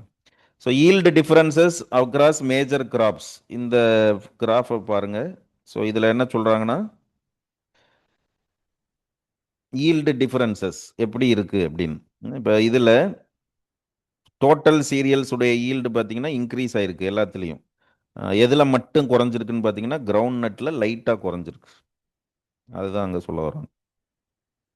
கிரவுண்ட் நட்டில் ஈல்டு, மற்றதெல்லாம் பாருங்கள். டோட்டல் சீரியல்ஸில் ஈல்டு இன்க்ரீஸ் ஆயிருக்கு, பல்சஸ்லையும் ஈல்டு இன்க்ரீஸ் ஆயிருக்கு, ரைஸில் ஈல்டு இன்க்ரீஸ் ஆயிருக்கு, மெய்ஸில், சோயாபீனில் எல்லாம் இன்க்ரீஸ் ஆயிருக்கு. கிரவுண்டில் மட்டும் ஈல்டு ஸ்லைட்டாக என்ன இருக்குன்னா ரெடியூஸ் ஆயிருக்கு. ஸோ அதை எக்ஸப்ட் கிரவுண்ட் நட் மற்றதுல எல்லாம் ஈல்டு ப்ரொடக்டிவிட்டி இன்க்ரீஸ் ஆகிட்டு வருது. அண்டு வேர்ல்டு லெவலில் பார்த்தீங்கன்னா மற்ற கண்ட்ரியோட கம்பேர் பண்ணிங்கன்னா, அதாவது லாஸ்ட் 10 இயர்ஸ் எடுத்துக்கிறாங்க, 2015 to 2024, 2006 to 2015. ஸோ எல்லா கண்ட்ரிலையும் ப்ரொடக்டிவிட்டி எப்படி இருந்திருக்கு, ஆனுவல் ஆவரேஜ் growth ரேட் அப்படின்னு பார்க்குறப்போ சைனாவில் ஸ்லைட்டாக வந்து டிக்ரீஸ் ஆயிருக்கா, இந்தியாவில் பார்த்தீங்கன்னா இன்க்ரீஸ் ஆயிருக்கு. ஃபுட் கிரெயின்ஸ் ப்ரொடக்ஷன் இந்தியாவில் இன்க்ரீஸ் ஆயிருக்கு, பிரேசிலில் இன்க்ரீஸ் ஆயிருக்கு, வியட்நாமில் ஸ்லைட்டி டிக்ரீஸ் ஆயிருக்கு, தாய்லாண்டில் இன்க்ரீஸ் ஆயிருக்கு, வேர்ல்டு லெவல்லையும் ஸ்லைட் டிக்ரீஸ் இருக்குது. அப்போ இந்தியாவில் என்ன ஆயிருக்குன்னா ஆனுவல் ஆவரேஜ் growth ரேட் அப்படிங்கிறது ஃபஸ்ட்டு 10 இயர்ஸோட கம்பேர் பண்ணுறப்போ இந்த ரீசன்ட் 10 இயர்ஸில் என்ன இருக்குன்னா அதிகமாக இருக்குது. அது ஓவராலாக ப்ரொடக்டிவிட்டி இன்க்ரீஸ் ஆயிருக்கு. ரீசன்ட் டைம்ஸில் கம்பேரட்டிவ்லி என்ன இருக்குன்னா கம்மியாயிருக்கு. அதாவது இந்த டிகேடல் ஈல்டில் ஃபஸ்ட்டு 10 இயர்ஸுக்கும் அடுத்த 10 இயர்ஸுக்கும் கம்பேர் பண்ணுறப்போ கிரவுண்ட் நட்டில் ஸ்லைட்டாக என்ன இருக்குன்னா ப்ரொடக்டிவிட்டி டிக்ரீஸ், மற்ற இதில் எல்லாம் என்ன இருக்குன்னா இம்ப்ரூவ் ஆயிருக்கு. ரீஜியன் வைஸ் அது மாறுறதுனால கிரவுண்ட் நட்டில் ஏன் அப்படி கம்மியாகுதுன்னா, ப்ரொடக்டிவிட்டி ஆல் ஓவர் இந்தியா ஒரே மாதிரி இல்லை. ஒரு சில ரீஜியன்ஸில் அதிகமாகவும் ஒரு சில ரீஜியன்ஸில் ப்ரொடக்டிவிட்டி ஈல்டு என்னவாகவும் இருக்குன்னா ரொம்ப கம்மியாகவும் இருக்கும்.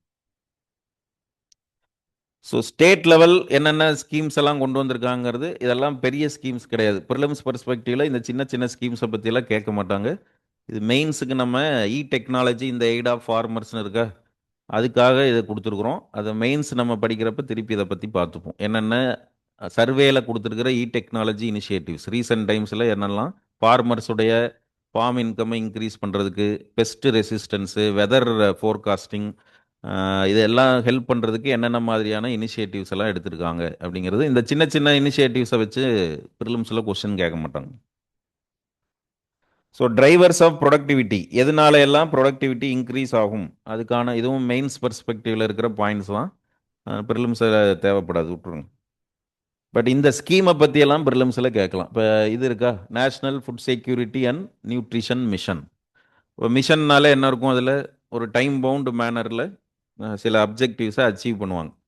அந்த அப்ஜெக்டிவ்ஸ் என்ன, அந்த டைம் ஃப்ரேம் என்ன, அதெல்லாம் பாருங்கள். National food security and nutrition mission, national food security mission, national nutrition mission. அது மாதிரி இந்த scheme national mission on essential oil seeds and oil pulses, mission for Aatmanirbhar Bharat in pulses. So இதனால எல்லாம் தான் என்ன இருக்குன்னா, பல்சஸ் ப்ரொடக்ஷன் இன்க்ரீஸ் ஆயிருக்கு. ஒரு 2 இயர்ஸ்க்கு முன்னாடி வரைக்கும் பல்சஸ் இம்போர்ட் டிபெண்ட்டாக இருந்தோம், இப்போவும் இம்போர்ட் பண்ணுறோம்.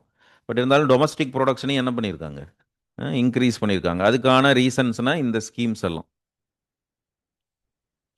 National food security mission, national nutrition mission, national mission on essential oil seeds and pulses. அந்த ஸ்கீமுடைய டைம் ஃப்ரேம் என்ன, மிஷன்னா இத்தனை வருஷத்துக்குள்ளே இவ்வளோ டன்ஸ் ஆஃப் இதை அச்சீவ் பண்ணணும்னு கோல் வச்சுருப்பாங்க. நீங்கள் நேச்சுரலாகவே ஸ்கீம்ஸ் பார்க்குறப்போ அதை பற்றி பார்த்துக்குங்க.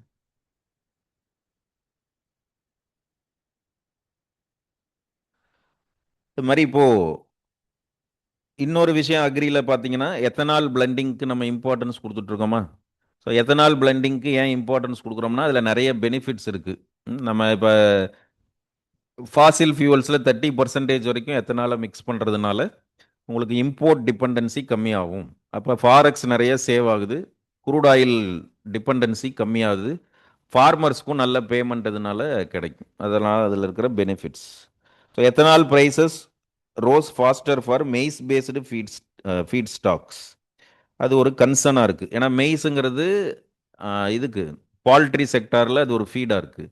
இப்போ மெய்ஸ் வந்து எத்தனால் ப்ரொடியூஸ் பண்ணுறதுக்கு டைவர்ட் பண்ணாங்கன்னா மெய்ஸ் ப்ரைஸஸ் என்ன ஆகுதுன்னா, கோழி தீவனத்துடைய விலை வந்து இன்க்ரீஸ் ஆகுது. அது ஒரு கன்சர்னாக இருக்குது. So maize area and production grew rapidly, pulses output and acreage declined. இதை நெகட்டிவாகவும் பார்க்கலாம், பாசிட்டிவாகவும் பார்க்கலாம். ஏன்னா நிறைய பேர் இப்போது எத்தனால் நல்ல ரிட்டர்ன்ஸ் கிடைக்குங்கிறதுனால அது ரிலேட்டடான கல்டிவேஷனுக்கு ஸ்விஃப்ட் ஆனாங்கன்னா, ரைஸ் வீட்டுடைய ப்ரொடக்ஷன், அதர் பல்சஸ் உடைய ப்ரொடக்ஷன் என்ன ஆகும்னா டிக்ளைன் ஆகும். அப்போ அந்த த்ரெட் இருக்குதுல. Bedi reduction did not materialised. ஆனால் நம்ம எதை குறைக்கணும்னு பார்க்குறோன்னா, ஆக்சுவலாக பேடி ரைஸ் ப்ரொடக்ஷனை கம்மி பண்ணணும்னு நினைக்கிறோம். ஆனால் ரைஸ் ப்ரொடக்ஷன் கம்மியாக மாட்டேங்குது, பல்சஸ் ப்ரொடக்ஷன் என்ன ஆயிருதுன்னா கம்மியாகுது. ரைஸ் எல்லாம் இந்தியா எக்ஸஸாக ப்ரொடியூஸ் பண்ணுது, ரைஸ் வீட் தேவையில்லாமல் அதை ஸ்டோர் பண்ணி வச்சுட்ருக்கோம். அப்போ ரைஸ் ப்ரொடியூசிங் ஏரியாஸ் எல்லாம் மெய்ஸ் ப்ரொடக்ஷனுக்கோ எத்தனால் ரிலேட்டடான ப்ரொடக்ஷனுக்கோ கன்வெர்ட் ஆச்சுன்னா பரவாயில்ல. ஆனால் என்ன ட்ரெண்ட் போயிட்டுருக்கு அப்படின்னா, பல்சஸ் ப்ரொடியூசிங் ஏரியாஸ் வேணால் டிக்ளைன் ஆகுது. அது என்ன ஆகுதுன்னா, competition for land, water, labour இதெல்லாம் வந்து அக்ரவேட் பண்ணும். So reduced focus on pulses oil seeds increases import dependence and price volatility. So we need roadmap balancing energy and food security. So energy செக்யூரிட்டியை balance பண்ணுறேங்கிற பேரில் நம்ம எதை compromise பண்ணிக்க முடியாதுன்னா, ஃபுட் செக்யூரிட்டியை காம்ப்ரமைஸ் பண்ணக்கூடாது. ஸோ இது ஸ்கீம் தான். இது மெயின்ஸ் பர்ஸ்பெக்டிவில் national mission on high yielding variety seeds. இந்த ஸ்கீம் பற்றி மெயின்ஸ் பர்ஸ்பெக்டிவில் தெரிஞ்சால் போதும், ப்ரிலிம்ஸ் பர்ஸ்பெக்டிவில் தேவைப்படாது. என்னென்ன ஸ்டெப்ஸ் எடுத்திருக்காங்க, இது நம்ம இந்த டாப்பிக்கை மெயின்ஸுக்கு திருப்பி வந்து டிஸ்கஷன்ஸில் எடுத்துப்போம்.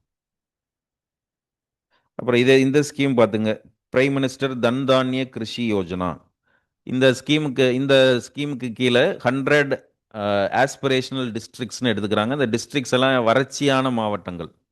அங்கெல்லாம் எப்படி ப்ரொடக்டிவிட்டியை இன்க்ரீஸ் பண்ணுறது, டைவர்சிஃபிகேஷன், வேறு ஏதாவது பல்சஸ் கிராப்ஸை ப்ரொடியூஸ் பண்ண முடியுமா, ஸ்டோரேஜ் ஃபெசிலிட்டிஸை என்ஹான்ஸ் பண்ணுறது, இரிகேஷன் லோன் ஃபெசிலிட்டிஸ் எல்லாம் அதிகமாக கொடுக்கறது.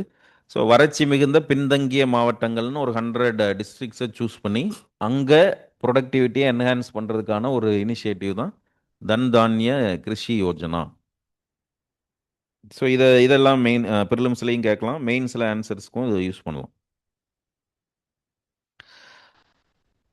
அப்புறம் இரிகேஷன் வாட்டர் யூஸ் எஃபிஷியன்சிக்கு என்னென்ன ஸ்கீம்ஸ் எல்லாம் கொண்டு வந்திருக்காங்கன்னு. இது prime minister Krishi Sinchayee Yojana, per drop more crop அப்படின்னு ஒரு ஸ்கீம் இருக்கும்.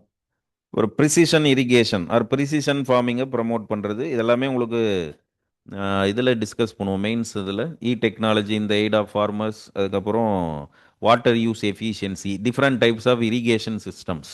அதில் எதுக்கு இம்பார்ட்டன்ஸ் கொடுக்குறோன்னா ட்ரிப் இரிகேஷன். ஸோ அதில் ப்ரிசிஷன் அக்ரிகல்ச்சரில் அதெல்லாம் ஒரு போர்ஷனாக வரும்.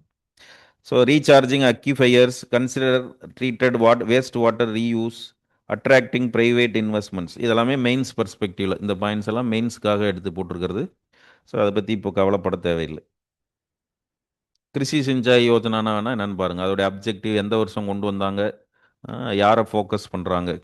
Krishi Sinchai Yojana, per drop more graph. மாதிரி சாயில் ஹெல்த் கார்டன் கொடுத்ததுனால சாயிலுடைய ப்ரொடக்டிவிட்டியை வந்து இது பண்ணுறோம். பட் ஒரு பெரிய பிரச்சனை இந்தியாவில் என்னென்னா, இந்த ஃபெர்டிலைசர் யூஸ் இருக்கா, அந்த ஃபெர்டிலைசர் எப்படி யூஸ் பண்ணணும்னா அதுக்கு ஒரு ரேஷியோ இருக்குது. என்பிகே, நைட்ரஜனஸ், பாஸ்பரஸ் அண்ட் பொட்டாஷுங்கிற இந்த இது ரேஷியோ இருக்குது. ஆனால் ஃபார்மர்ஸ் எதை அதிகமாக யூஸ் பண்ணுறாங்கன்னா நைட்ரஜனஸ் ஃபெர்டிலைசரான யூரியாவை எக்ஸஸாக யூஸ் பண்ணுறாங்க. அதுக்கு ரீசன் என்னென்னா யூரியாவுக்கு நிறைய சப்சிடி கவர்மெண்ட் தர்றதுனால. ஏதோ ஒரு ஃபெர்டிலைசரை யூஸ் பண்ணணும், எந்த ஃபெர்டிலைசரை யூஸ் பண்ணணுங்கிறது இல்லை, ஏதோ ஒரு ஃபெர்டிலைசரை யூஸ் பண்ணால் அது கம்மியான விலைக்கு எந்த ஃபெர்டிலைசர் கிடைக்குதோ அதை யூஸ் பண்ணணும் அப்படின்னா அதில் ஆக்சுவலாக ஃபெர்டிலைசர் ரீஃபார்ம்ஸும் ஒன்று போயிட்டுருக்கு. அது இன்னும் ஃபுல் ஃப்ளெஜ்டாக இம்ப்ளிமெண்ட் பண்ணல, ஆரம்பிக்கல. அதில் சில ஸ்டெப்ஸ் எல்லாம் எடுத்துக்காங்க. நீம் கோட்டட் ஃபெர்டிலைசர் அப்படின்னெல்லாம் சில ஸ்டெப்ஸ் எடுத்திருக்காங்க. ஸோ அதுவும் நம்ம மெயின்ஸ் பர்ஸ்பெக்டிவில் இதை பற்றி நம்ம டீட்டெயிலாக டிஸ்கஸ் பண்ணுவோம் பின்னாடி. ஸோ ஃபெர்டிலைசர் யூஸ் எப்படி இருக்கணும் அப்படின்னா, இந்த nutrient imbalance worsening, nitrogen is over used, benchmark closer to 4:2:1 அப்படிங்கிறது இப்போ என்ன இருக்குன்னா ரேஷியோ மாறி இருக்கும். இப்போ இதனால் என்ன ஆகுது, soil degradation, excessive acidity, salinity, coral bleaching வரைக்கும் இந்த இம்பேக்ட் போகும்.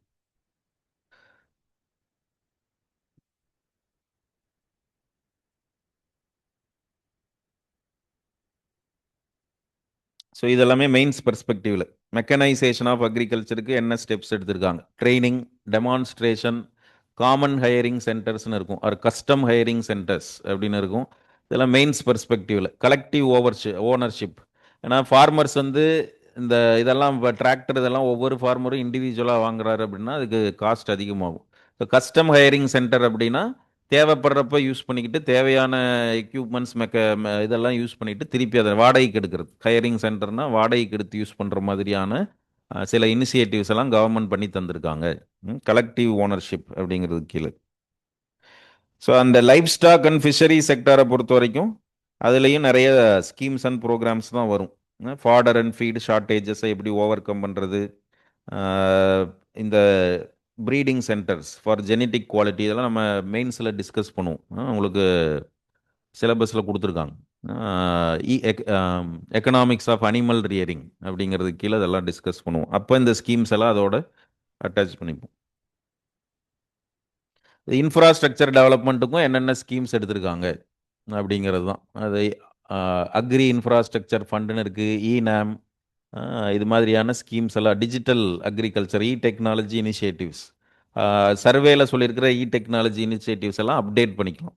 மெயின்ஸ்க்கு போகிறதுக்கு முன்னாடி அதை நம்ம அப்டேட் பண்ணிக்கலாம். ப்ரிலிம்ஸ் பெர்ஸ்பெக்டிவில் இதை ஒரு இதை வச்சுக்கிட்டெல்லாம் கேட்க மாட்டாங்க, ஒரு சின்ன ஸ்கீமை வச்சு கேட்க மாட்டாங்க. ஸோ அதே மாதிரி எக்ஸ்டென்ஷன் சர்வீசஸ்ன்னு சொல்கிறது. எக்ஸ்டென்ஷன் சர்வீசஸ்னால் ஃபீல்டு லெவலில் ஃபார்மர்ஸ்க்கு போய் அசிஸ்ட் பண்ணுறது.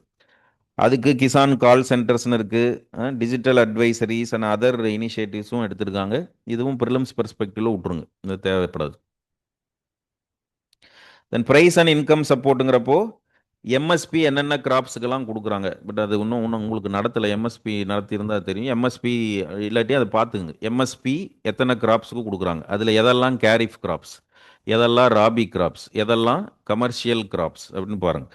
ஸோ 22 கிராப்ஸுக்கு எம்எஸ்பி வந்து ரெக்கமெண்ட் பண்ணுவாங்க. ஆனால் ஆக்சுவல் சப்போர்ட் பார்த்தீங்கன்னா 24 கிராப்ஸுக்கு கொடுக்குறாங்க. 20 இதில் 2 கிராப்ஸுக்கு பார்த்தீங்கன்னா ஒரே எம்எஸ்பி இருக்கும். அதனால் ஆக்சுவல் சப்போர்ட் வந்து பார்த்தீங்கன்னா உங்களுக்கு 24 கிராப்ஸுக்கு வரும். ரெக்கமெண்டேஷன் கொடுக்கறது 22 கிராப்ஸ். சிஏசிபி தான் ரெக்கமெண்ட் பண்ணுறது, commission for agriculture cost and prices. இதெல்லாம் ப்ரிலிம்ஸ் பெர்ஸ்பெக்டிவில் கேட்கலாம், சர்வேலேருந்து தான் இல்லை, ஜென்ரலாகவே கேட்பாங்க.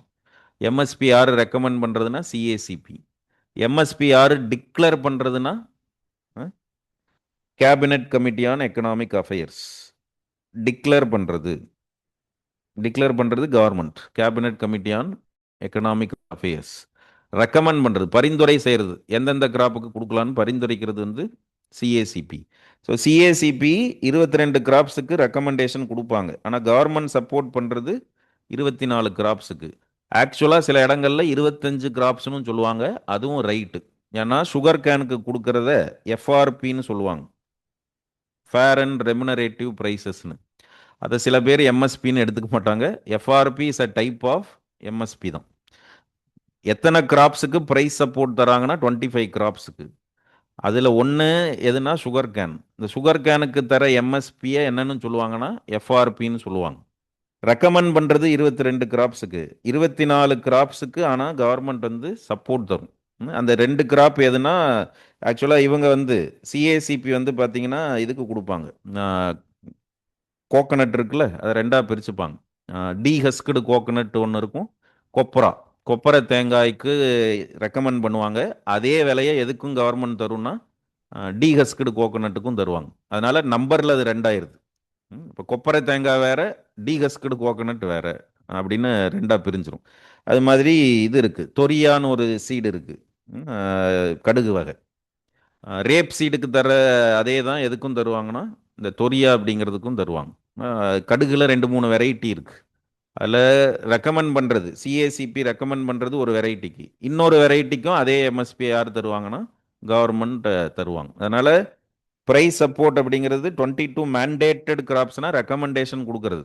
ஆனால் actual support is given for 24+1, sugar கேனுக்கும் சேர்த்து அப்படி பார்த்தீங்கன்னா 25 கிராப்ஸுக்கு வரும். அதுக்கு என்ன ஃபார்முலான்னு பார்த்தீங்கன்னா காஸ்ட் ஆஃப் ப்ரொடக்ஷனோட 1.5% சேர்த்து தரணும். மினிமம் அவ்வளவாவது எம்எஸ்பி தரணும். இது சுவாமிநாதன் கமிட்டியுடைய ரெக்கமெண்டேஷன். எல்லாமே ப்ரிலிம்ஸில் கேட்கறதுக்கு வாய்ப்பு இருக்குது. பட் அதில் இந்த காஸ்ட் ஆஃப் ப்ரொடக்ஷனில் 3 மெத்தட் இருக்குது. அது நம்ம மெயின்ஸுக்கு சில பேட்சஸ்க்கு நடத்தாததுனால சொல்லிட்டு இருக்கிறேன். காஸ்ட் ஆஃப் ப்ரொடக்ஷனை ஐடென்டிஃபை பண்ணுறதுக்கு 3 மெத்தட் இருக்குது. அதில் 3 மெத்தடில் C2 மெத்தடுன்னு ஒன்று இருக்குது, A2+FL மெத்தடுன்னு ஒன்று இருக்குது, A2 மெத்தடுன்னு ஒன்று இருக்குது. இதில் கவர்மெண்ட் எடுத்துக்கிறது A2+FL மெத்தட். A2+FL மெத்தடில் தான் காஸ்ட் ஆஃப் ப்ரொடக்ஷனை கம்பைல் பண்ணுவாங்க. அந்த காஸ்ட் ஆஃப் ப்ரொடக்ஷனோட மினிமம் எவ்வளவாவது அதிகப்படுத்தி தரணும், 1.5% ஆகுது. இப்போ 100 ஆகுது, ஒரு ஏக்கருக்கு காஸ்ட் ஆஃப் ப்ரொடக்ஷன் 100 ஆகுது அப்படின்னா அதோட ஒரு 50% சேர்த்து என்ன பண்ணணும், 150 மினிமம். அதை விட அதிகமாக தரணும், அட்லீஸ்ட் எவ்வளவாவது தரணும். 1.5% of 1.5 times of cost of production அளவுக்கு தரணும். அதில் என்ன மெத்தடை வச்சு காஸ்ட் ஆஃப் ப்ரொடக்ஷனை கவர்மெண்ட் எடுத்துக்குதுன்னா A2+FL மெத்தட். ஆனால் சுவாமிநாதன் கமிட்டி என்ன ரெக்கமெண்ட் பண்ணியிருப்பாங்கன்னா C2 மெத்தடை வச்சு கொடுங்க அப்படின்னு சொல்லியிருப்பாங்க. ஆனால் கவர்மெண்ட் இப்போ எடுத்துக்கிறது A2+FL மெத்தட். தட் மீன்ஸ் கவர்மெண்ட்னா சிஏசிபி. சிஏசிபி எதை வச்சு ரெக்கமெண்டேஷன் கொடுப்பாங்கன்னா A2+FL. A2 மெத்தட்னா என்ன, A2+FL, C2 மெத்தட்னா என்னென்னா அது கிளாஸஸில் டிஸ்கஸ் பண்ணுவோம். ஸோ இப்போதைக்கு இது மாதிரி தெரிஞ்சால் போதும் ப்ரிலிம்ஸ்க்கு. பட் என்னென்ன கிராப்ஸ்னும் பாருங்கள். இந்த 22 கிராப்ஸையும் நான் மனப்பாடம் பண்ணணுமானா முடிஞ்சால் மனப்பாடம் பண்ணிக்கங்க. ஏன்னா அது ப்ரிலிம்ஸில் இதெல்லாம் கேட்பாங்க. எதெல்லாம் அதில் கேரிஃப் கிராப்ஸ், எதெல்லாம் ராபி கிராப்ஸ், எத்தனை சீரியல்ஸ் இருக்குது, எத்தனை பல்சஸ் இருக்குது, எத்தனை கமர்ஷியல் கிராப்ஸ் அதில் வரும், இது எல்லாமே கேட்பாங்க. அது நீங்கள் ஜாகிரஃபி கொஸ்டின் எடுத்துக்கங்க, என்விரான்மெண்ட் கொஸ்டின் எடுத்துக்கங்க, எக்கனாமிக் கொஸ்டின் எடுத்துக்கங்க, ஆர் கரண்ட் அஃபேர்ஸ் கொஸ்டின் எடுத்துங்க. எதை எப்படி வேணாலும் எடுத்துக்கலாம். ஏன் இதெல்லாம் இந்த ஃபேக்டை மட்டும் ஏன் சார் பார்க்க சொல்கிறீங்கன்னா இதெல்லாம் எப்பவும் நியூஸில் இருக்கிறது. அதனால ஒரு ஆஸ்பிரண்ட் தெரிஞ்சிருக்கணும்னு யாரும் எக்ஸ்பெக்ட் பண்ணுவான். இப்போ சில ஃபேக்ட்ஸ் எல்லாம் நான் வேணான்னு சொல்லிடுவேன். பட் இந்த மாதிரி ஃபேக்ட்ஸை நீங்கள் என்ன பண்ணுங்கன்னா பார்த்து வைங்க. ஏன்னா அது கேட்பாங்க, ப்ரிலிம்ஸில் கேட்பாங்க. எப்போவுமே சென்சிட்டிவாக இருக்கக்கூடிய விஷயம் வேறு அது. அதனால் எந்த கிராப்ஸுக்கெல்லாம் எம்எஸ்பி தராங்கிறது நம்ம தெரிஞ்சிருக்க வேண்டிய விஷயம். அதை மெமரைஸ் பண்ணுவீங்களோ இல்லை ரெக்கக்னைஸ் பண்ணுற அளவுக்கு படித்து வைப்பீங்களோ அதெல்லாம் உங்களுடைய வேலை. ஸோ பிஎம் கிசான் ஸ்கீம் இருக்கா, ஸோ அதையும் பாருங்கள். அதோடைய அப்ஜெக்டிவ் என்ன, எந்த மாதிரி ஃபார்மர்ஸ்க்கு சப்போர்ட் தராங்க, என்ன சப்போர்ட் தராங்க, எவ்வளவு சப்போர்ட் தராங்க. எவ்வளவுனா 6000 ரூபா 3 இன்ஸ்டால்மெண்ட்டில். பட் எல்லா ஃபார்மர்ஸுக்கும் கிடையாது. அதுக்கு என்ன எலிஜிபிலிட்டி கண்டிஷன் வச்சுருக்காங்க, யார் அதை இம்ப்ளிமெண்ட் பண்ணுறாங்க, மினிஸ்ட்ரி இன்ஸ்டிடியூஷன் ஏதாவது வருதா. ஸோ இதெல்லாம் ப்ரிலிம்ஸ் பெர்ஸ்பெக்டிவில் கேட்பாங்க. மெயின்ஸுக்கு அதெல்லாம் எழுத தேவையில்லை. பிஎம் கிசானுக்கு கீழே அசிஸ்டன்ஸ் தராங்க ஃபார்மர்ஸ்க்கு அப்படின்னு நீங்களா ஒரு லைன் எழுதிட்டிங்கன்னா போதும். ஆனால் ப்ரிலிம்ஸில் என்ன பண்ணலாம், இதெல்லாம் டார்கெட் குரூப்பை மாற்றி விட்ருவாங்க, இம்ப்ளிமெண்டிங் ஏஜென்சிஸை கன்ஃபியூஸ் பண்ணுவாங்க. அதனால் அதெல்லாம் பார்த்து வைங்க. ஸோ மற்றபடி அனலிட்டிக்கலாக இதில் சில பாயிண்ட்ஸ் இருக்குது, அதை நம்ம மெயின்ஸுக்கு டிஸ்கஸ் பண்ணிப்போம். ப்ரொக்யூர்மெண்ட்டில் என்ன பிரச்சனை இருக்குது, அதாவது பிடிஎஸ், எம்எஸ்பி எல்லாம் டிஸ்கஸ் பண்ணாலே இந்த பாயிண்ட்ஸ் எல்லாம் உங்களுக்கு அதுக்குள்ளே வந்துடும். ப்ரொக்யூர்மெண்ட்டில் இருக்கிற இது பிரச்சனை. அண்ட் அக்ரியை பொறுத்த வரைக்கும் என்ன பண்ண சொல்லுவாங்கன்னா, டைவர்சிஃபிகேஷன் தான். நிறைய ஸ்டாக் மேனேஜ்மெண்ட், பல்சஸ் இதெல்லாம் டைவர்சிஃபை பண்ணணும், எக்ஸ்பேண்ட் பண்ணணும். இதெல்லாம் ஓவரால் ரெக்கமெண்டேஷன். இதுவும் ப்ரிலிம்ஸ் பெர்ஸ்பெக்டிவ்ல விட்டுருங்க. பெருசாக இதெல்லாம் படிக்க வேணும். So marketing tools, safeguard mechanism, reinvestment, இந்த பிபிபி பற்றி, டபிள்யூடிஓ கம்பேட்டபிள் சேஃப்கார்டு மெக்கானிசமாக இருக்கணும். மார்க்கெட்டை ரீச் பண்ணுற அளவுக்கு உங்களுக்கு அக்ரி மார்க்கெட்டிங்கில் இருக்கிற சேலஞ்சஸ் எல்லாம் ரெடியூஸ் பண்ணணும். இது மாதிரி அட்வைஸஸ் சர்வேல கொடுத்துருக்காங்க. இது எதுக்கான வேல்யூ அடிஷன்னா, நம்ம ஸ்டாட்டிக் போர்ஷனை படிச்சுட்டு அதோட சம் மெயின்ஸுக்கு எழுதுறதுக்கான வேல்யூ அடிஷன் இது. ப்ரிலிம்ஸ் பெர்ஸ்பெக்டிவ்ல அது தேவைப்படாது. அப்புறம் ஸ்கீம், கிராப் இன்சூரன்ஸ் ஸ்கீம் இருக்கா, ஃபசல் பீமா யோஜனா அப்படின்னு ஒன்று இருக்குது. அந்த ஸ்கீமை பார்த்துக்குங்க. Fasal Bima Yojana, objective, target group, அதை பற்றி பார்த்துங்க. Fasal Bima Yojana insurance scheme. அதில் ஃபார்மர் எவ்வளோ கான்ட்ரிபியூட் பண்ணணும், கவர்மெண்ட் எவ்வளோ கான்ட்ரிபியூட் பண்ணணும், அது சென்ட்ரல் செக்டார் ஸ்கீமா, சென்ட்ரலி ஸ்பான்சர்டு ஸ்கீமா, இது மாதிரியெல்லாம் பார்த்து வச்சுக்கோங்க. இல்லை மேஜர் ஸ்கீம்ஸ் இதுல இருந்து கொஸ்டின் வரலாம். இப்போ ஃபசல் பீமா யோஜனாவை பற்றி கேட்கலாம், பிஎம் கிசானை பற்றி கேட்கலாம், இதெல்லாம் கேட்பாங்க. சின்ன சின்ன ஸ்கீம்ஸ் இருக்கனால அதெல்லாம் நான் வேணான்ட்டு, அது சும்மா மெயின்ஸில் ஆன்சர் எழுதுறப்போ நீங்களாம் மென்ஷன் பண்ணால் போதும். அண்ட் கவர்மெண்ட் இப்போ எதை ப்ரமோட் பண்ணுறாங்க அக்ரியை பொறுத்த வரைக்கும் பார்த்தீங்கன்னா, கோஆப்ரேஷன், கோஆப்ரேட்டிவ் ஃபார்மிங் இப்போன்னு இல்லை, சின்ஸ் இண்டிபெண்டன்ஸ் கவர்மெண்ட் வந்து என்கரேஜ் பண்ணுறாங்க. பட் ரீசெண்ட் டைம்ஸில் அதுக்கு எக்ஸ்க்ளூசிவ் ஃபோக்கஸ் தராங்க. இதுக்குன்னே தனி மினிஸ்ட்ரி கிரியேட் பண்ணியிருக்காங்க. லாஸ்ட் இயர் பார்த்தீங்கன்னா யுனைடெட் நேஷன்ஸ் வந்து இன்டர்நேஷ்னல் இயர் ஆஃப் கோஆப்ரேட்டிவ்ஸ் அப்படின்னு சொல்லியிருந்தாங்க. அப்போ அதுக்கு என்னென்ன ஸ்டெப்ஸ் எடுத்திருக்காங்க, பிரைமரி அக்ரி கிரெடிட் சொசைட்டிஸ் இருக்காங்களா, ரூரல் கோஆப்ரேட்டிவ் பேங்க்ஸில் ஒரு செக்மெண்ட் என்னன்னு பார்த்துருப்போம், பிரைமரி அக்ரி கிரெடிட் சொசைட்டிஸ், அதையெல்லாம் ஸ்ட்ரென்தன் பண்ணுறாங்க. அங்கே கோர் பேங்கிங் எல்லாம் கொண்டு வராங்க. வெறும் கிரெடிட் அசிஸ்டன்ஸ் மட்டும் இல்லாமல் ஃபார்மிங்க்கு தேவையான அடிஷ்னல் சப்போர்ட்டும் தரக்கூடிய இன்ஸ்டிடியூஷன்ஸாக லோன் ஃபெசிலிட்டிஸ் தரதோடு இல்லை, சீடு, இந்த mechanisation of agriculture, farm advice கொடுக்கறது, இது மாதிரியான இன்ஸ்டிடியூஷன்ஸாக பேக்ஸை ஸ்ட்ரென்தன் பண்ணுறாங்க. இப்போ கிராஸ் ரூட் லெவலில் அக்ரிகல்ச்சர் செக்டாரை ஸ்ட்ரென்தன் பண்ணுறதுக்கு பேக்ஸை, கோஆபரேட்டிவ் சிஸ்டமை கவர்மெண்ட் யூஸ் பண்ண ட்ரை பண்ணுறாங்க. Then promoting sustainable agriculture, that means இந்த ஆர்கானிக் ஃபார்மிங்கை ப்ரமோட் பண்ணுறதுக்கு என்ன ஸ்டெப்ஸ் எடுத்திருக்காங்கன்னா, அதுக்கு மேஜர் ஸ்கீம் இருக்குது. கிருஷி விகாஸ் யோஜனா அப்படின்னு ஒரு ஸ்கீம் இருக்குது. ஸோ இப்போ அது ரொம்ப பழைய ஸ்கீம் தான், ராஷ்ட்ரிய கிருஷி விகாஸ் யோஜனா, ரொம்ப காலமாகவே இருக்கிற ஸ்கீம். அப்புறம் அதில் நார்த் ஈஸ்டர்ன் ஸ்டேட்ஸுக்கு மட்டுமே இம்பார்ட்டன்ஸ் தரக்கூடிய ஒரு செக்மெண்ட் இருக்குது. பிரைம் மினிஸ்டர் கிருஷி விகாஸ் யோஜனாவில் இந்த நார்த் ஈஸ்டர்ன் ஸ்டேட்ஸில் ஹார்டிகல்ச்சர் ஸ்ட்ராங்காக இருக்குது. அதை ஒரு காம்பனண்ட்டாக வச்சிருக்கிற ஒரு ஸ்கீம் இருக்குது. அது MOVCDNER, நார்த் ஈஸ்டர்ன் ரீஜியனுக்கான ஸ்கீம். ஸோ அந்த ஸ்கீமை பற்றியெல்லாம் பார்த்துங்க. பிரைம் மினிஸ்டர் கிருஷி விகாஸ் யோஜனா, கௌஷல் விகாஸ் யோஜனான்னு ஒன்று இருக்கும், அது ஸ்கில் டெவலப்மெண்ட் ஸ்கீம், அதுவும் PKVY தான் வரும். அது கௌஷல் விகாஸ் யோஜனா, அது ஸ்கில் டெவலப்மெண்ட்டில் வருது. கிருஷி விகாஸ் யோஜனாங்கிறது இதுக்கு ஆர்கானிக் ஃபார்மிங் ரிலேட்டடாக வர்ற ஸ்கீம். ஸோ இந்த மாதிரி சில இதெல்லாம் கன்ஃபியூசிங்காக இருக்கும், அது தெளிவாக படிக்கிறப்பவே பார்த்து ஸ்கீம்ஸை மாற்றி மாற்றி குழப்பி தான் கேட்பாங்க. சம்டைம்ஸ் கேட்பாங்க, சில வருஷங்களில் ஸ்கீம் பேஸ்டு கொஸ்டின் ஒன்று கூட இருக்காது. சில டைம்ஸில் பார்த்தீங்கன்னா ஒரு 3-4 கொஸ்டின்ஸ் வந்து ஸ்கீம் பேஸ்டு கொஸ்டின் இருக்கும். அது ஃபேக்சுவலாக இருக்கும். அது அது கான்செப்சுவலாக அப்ரோச் பண்ணி நம்ம அட்டன் பண்ண முடியாது. அந்த ஸ்கீமை பற்றி தெரிஞ்சிருந்தால் மட்டும்தான் அட்டன் பண்ணுற மாதிரி இருக்கும். சில நேரங்களில் UPSC ஸ்கீம்ஸுக்கு இம்பார்ட்டன்ஸ் கொடுக்குறாங்க. சில வருஷம் வந்து ஸ்கீமில் ஒரு கொஸ்டின் கூட வராது. அப்போ நம்ம எதுக்கும் ரெடியாக இருக்கிறது, இந்த மேஜர் ஸ்கீம்ஸ் எல்லாம் முடிஞ்ச அளவுக்கு தெரியாட்டி அதெல்லாம் ஸ்கிப் பண்ண வேண்டியதான். அந்த ஸ்கீமை பற்றி நமக்கு தெரியவே இல்லைன்னா அந்த கொஸ்டின் நம்ம சாய்ஸில் ஸ்கிப் பண்ண தான் வேணும், இல்லாட்டி ரிஸ்க் எடுக்கணும். அண்ட் ஃபுட் ப்ராசஸிங் செக்டாரை பொறுத்த வரைக்கும் ஒரு மேஜர் ஸ்கீம் இருக்குது, கிசான் சம்பத்த யோஜனா அப்படின்னு. அதே மாதிரி ஃபிஷரி செக்டாரை பொறுத்த வரைக்கும் மத்ஸ்ய சம்பத்த யோஜனா அப்படின்னு ஒரு ஸ்கீம் இருக்கும். ஸோ அந்த ஸ்கீமை பற்றியெல்லாம் பார்த்து வச்சுங்க. பிரைம் மினிஸ்டர் கிசான் சம்பத்த யோஜனா, இது நம்ம அந்த டாபிக் எடுத்திருந்தோம்னா ஃபுட் ப்ராசஸிங் செக்டார் எடுக்கிறப்போ அந்த ஸ்கீமை பற்றி சொல்லியிருப்போம், கிசான் சம்பத்த யோஜனா. அதே மாதிரி ஃபிஷரி செக்டாரில் மத்ஸ்ய சம்பத்த யோஜனா அப்படின்னு இருக்கும்.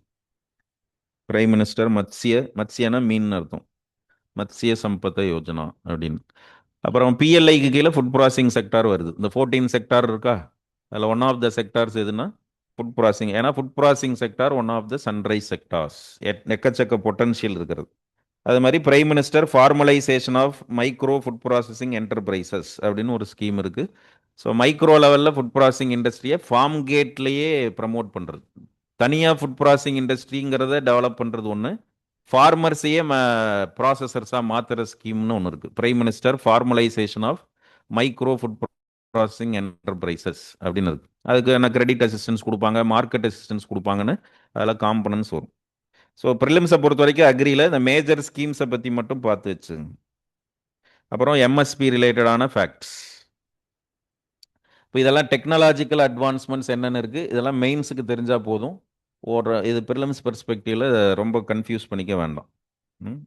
ஸோ அப்போ அக்ரியை பொறுத்த வரைக்கும் இந்த மாதிரியான ஸ்கீம் பேஸ்டு இது ப்ரொடக்டிவிட்டி என்ஹான்ஸ் பண்ணுறதுக்கு என்ன ஸ்டெப்ஸ் எடுத்திருக்காங்க, ஃபார்ம் இன்கம் ப்ரைஸ் சப்போர்ட்டுக்கு என்னென்ன இனிஷியேட்டிவ்ஸ் அண்ட் ஸ்கீம்ஸ் எடுத்திருக்காங்க, அப்புறம் ஆர்கானிக் ஃபார்மிங்க்கு என்ன இம்பார்ட்டன்ஸ் கொடுக்குறாங்க.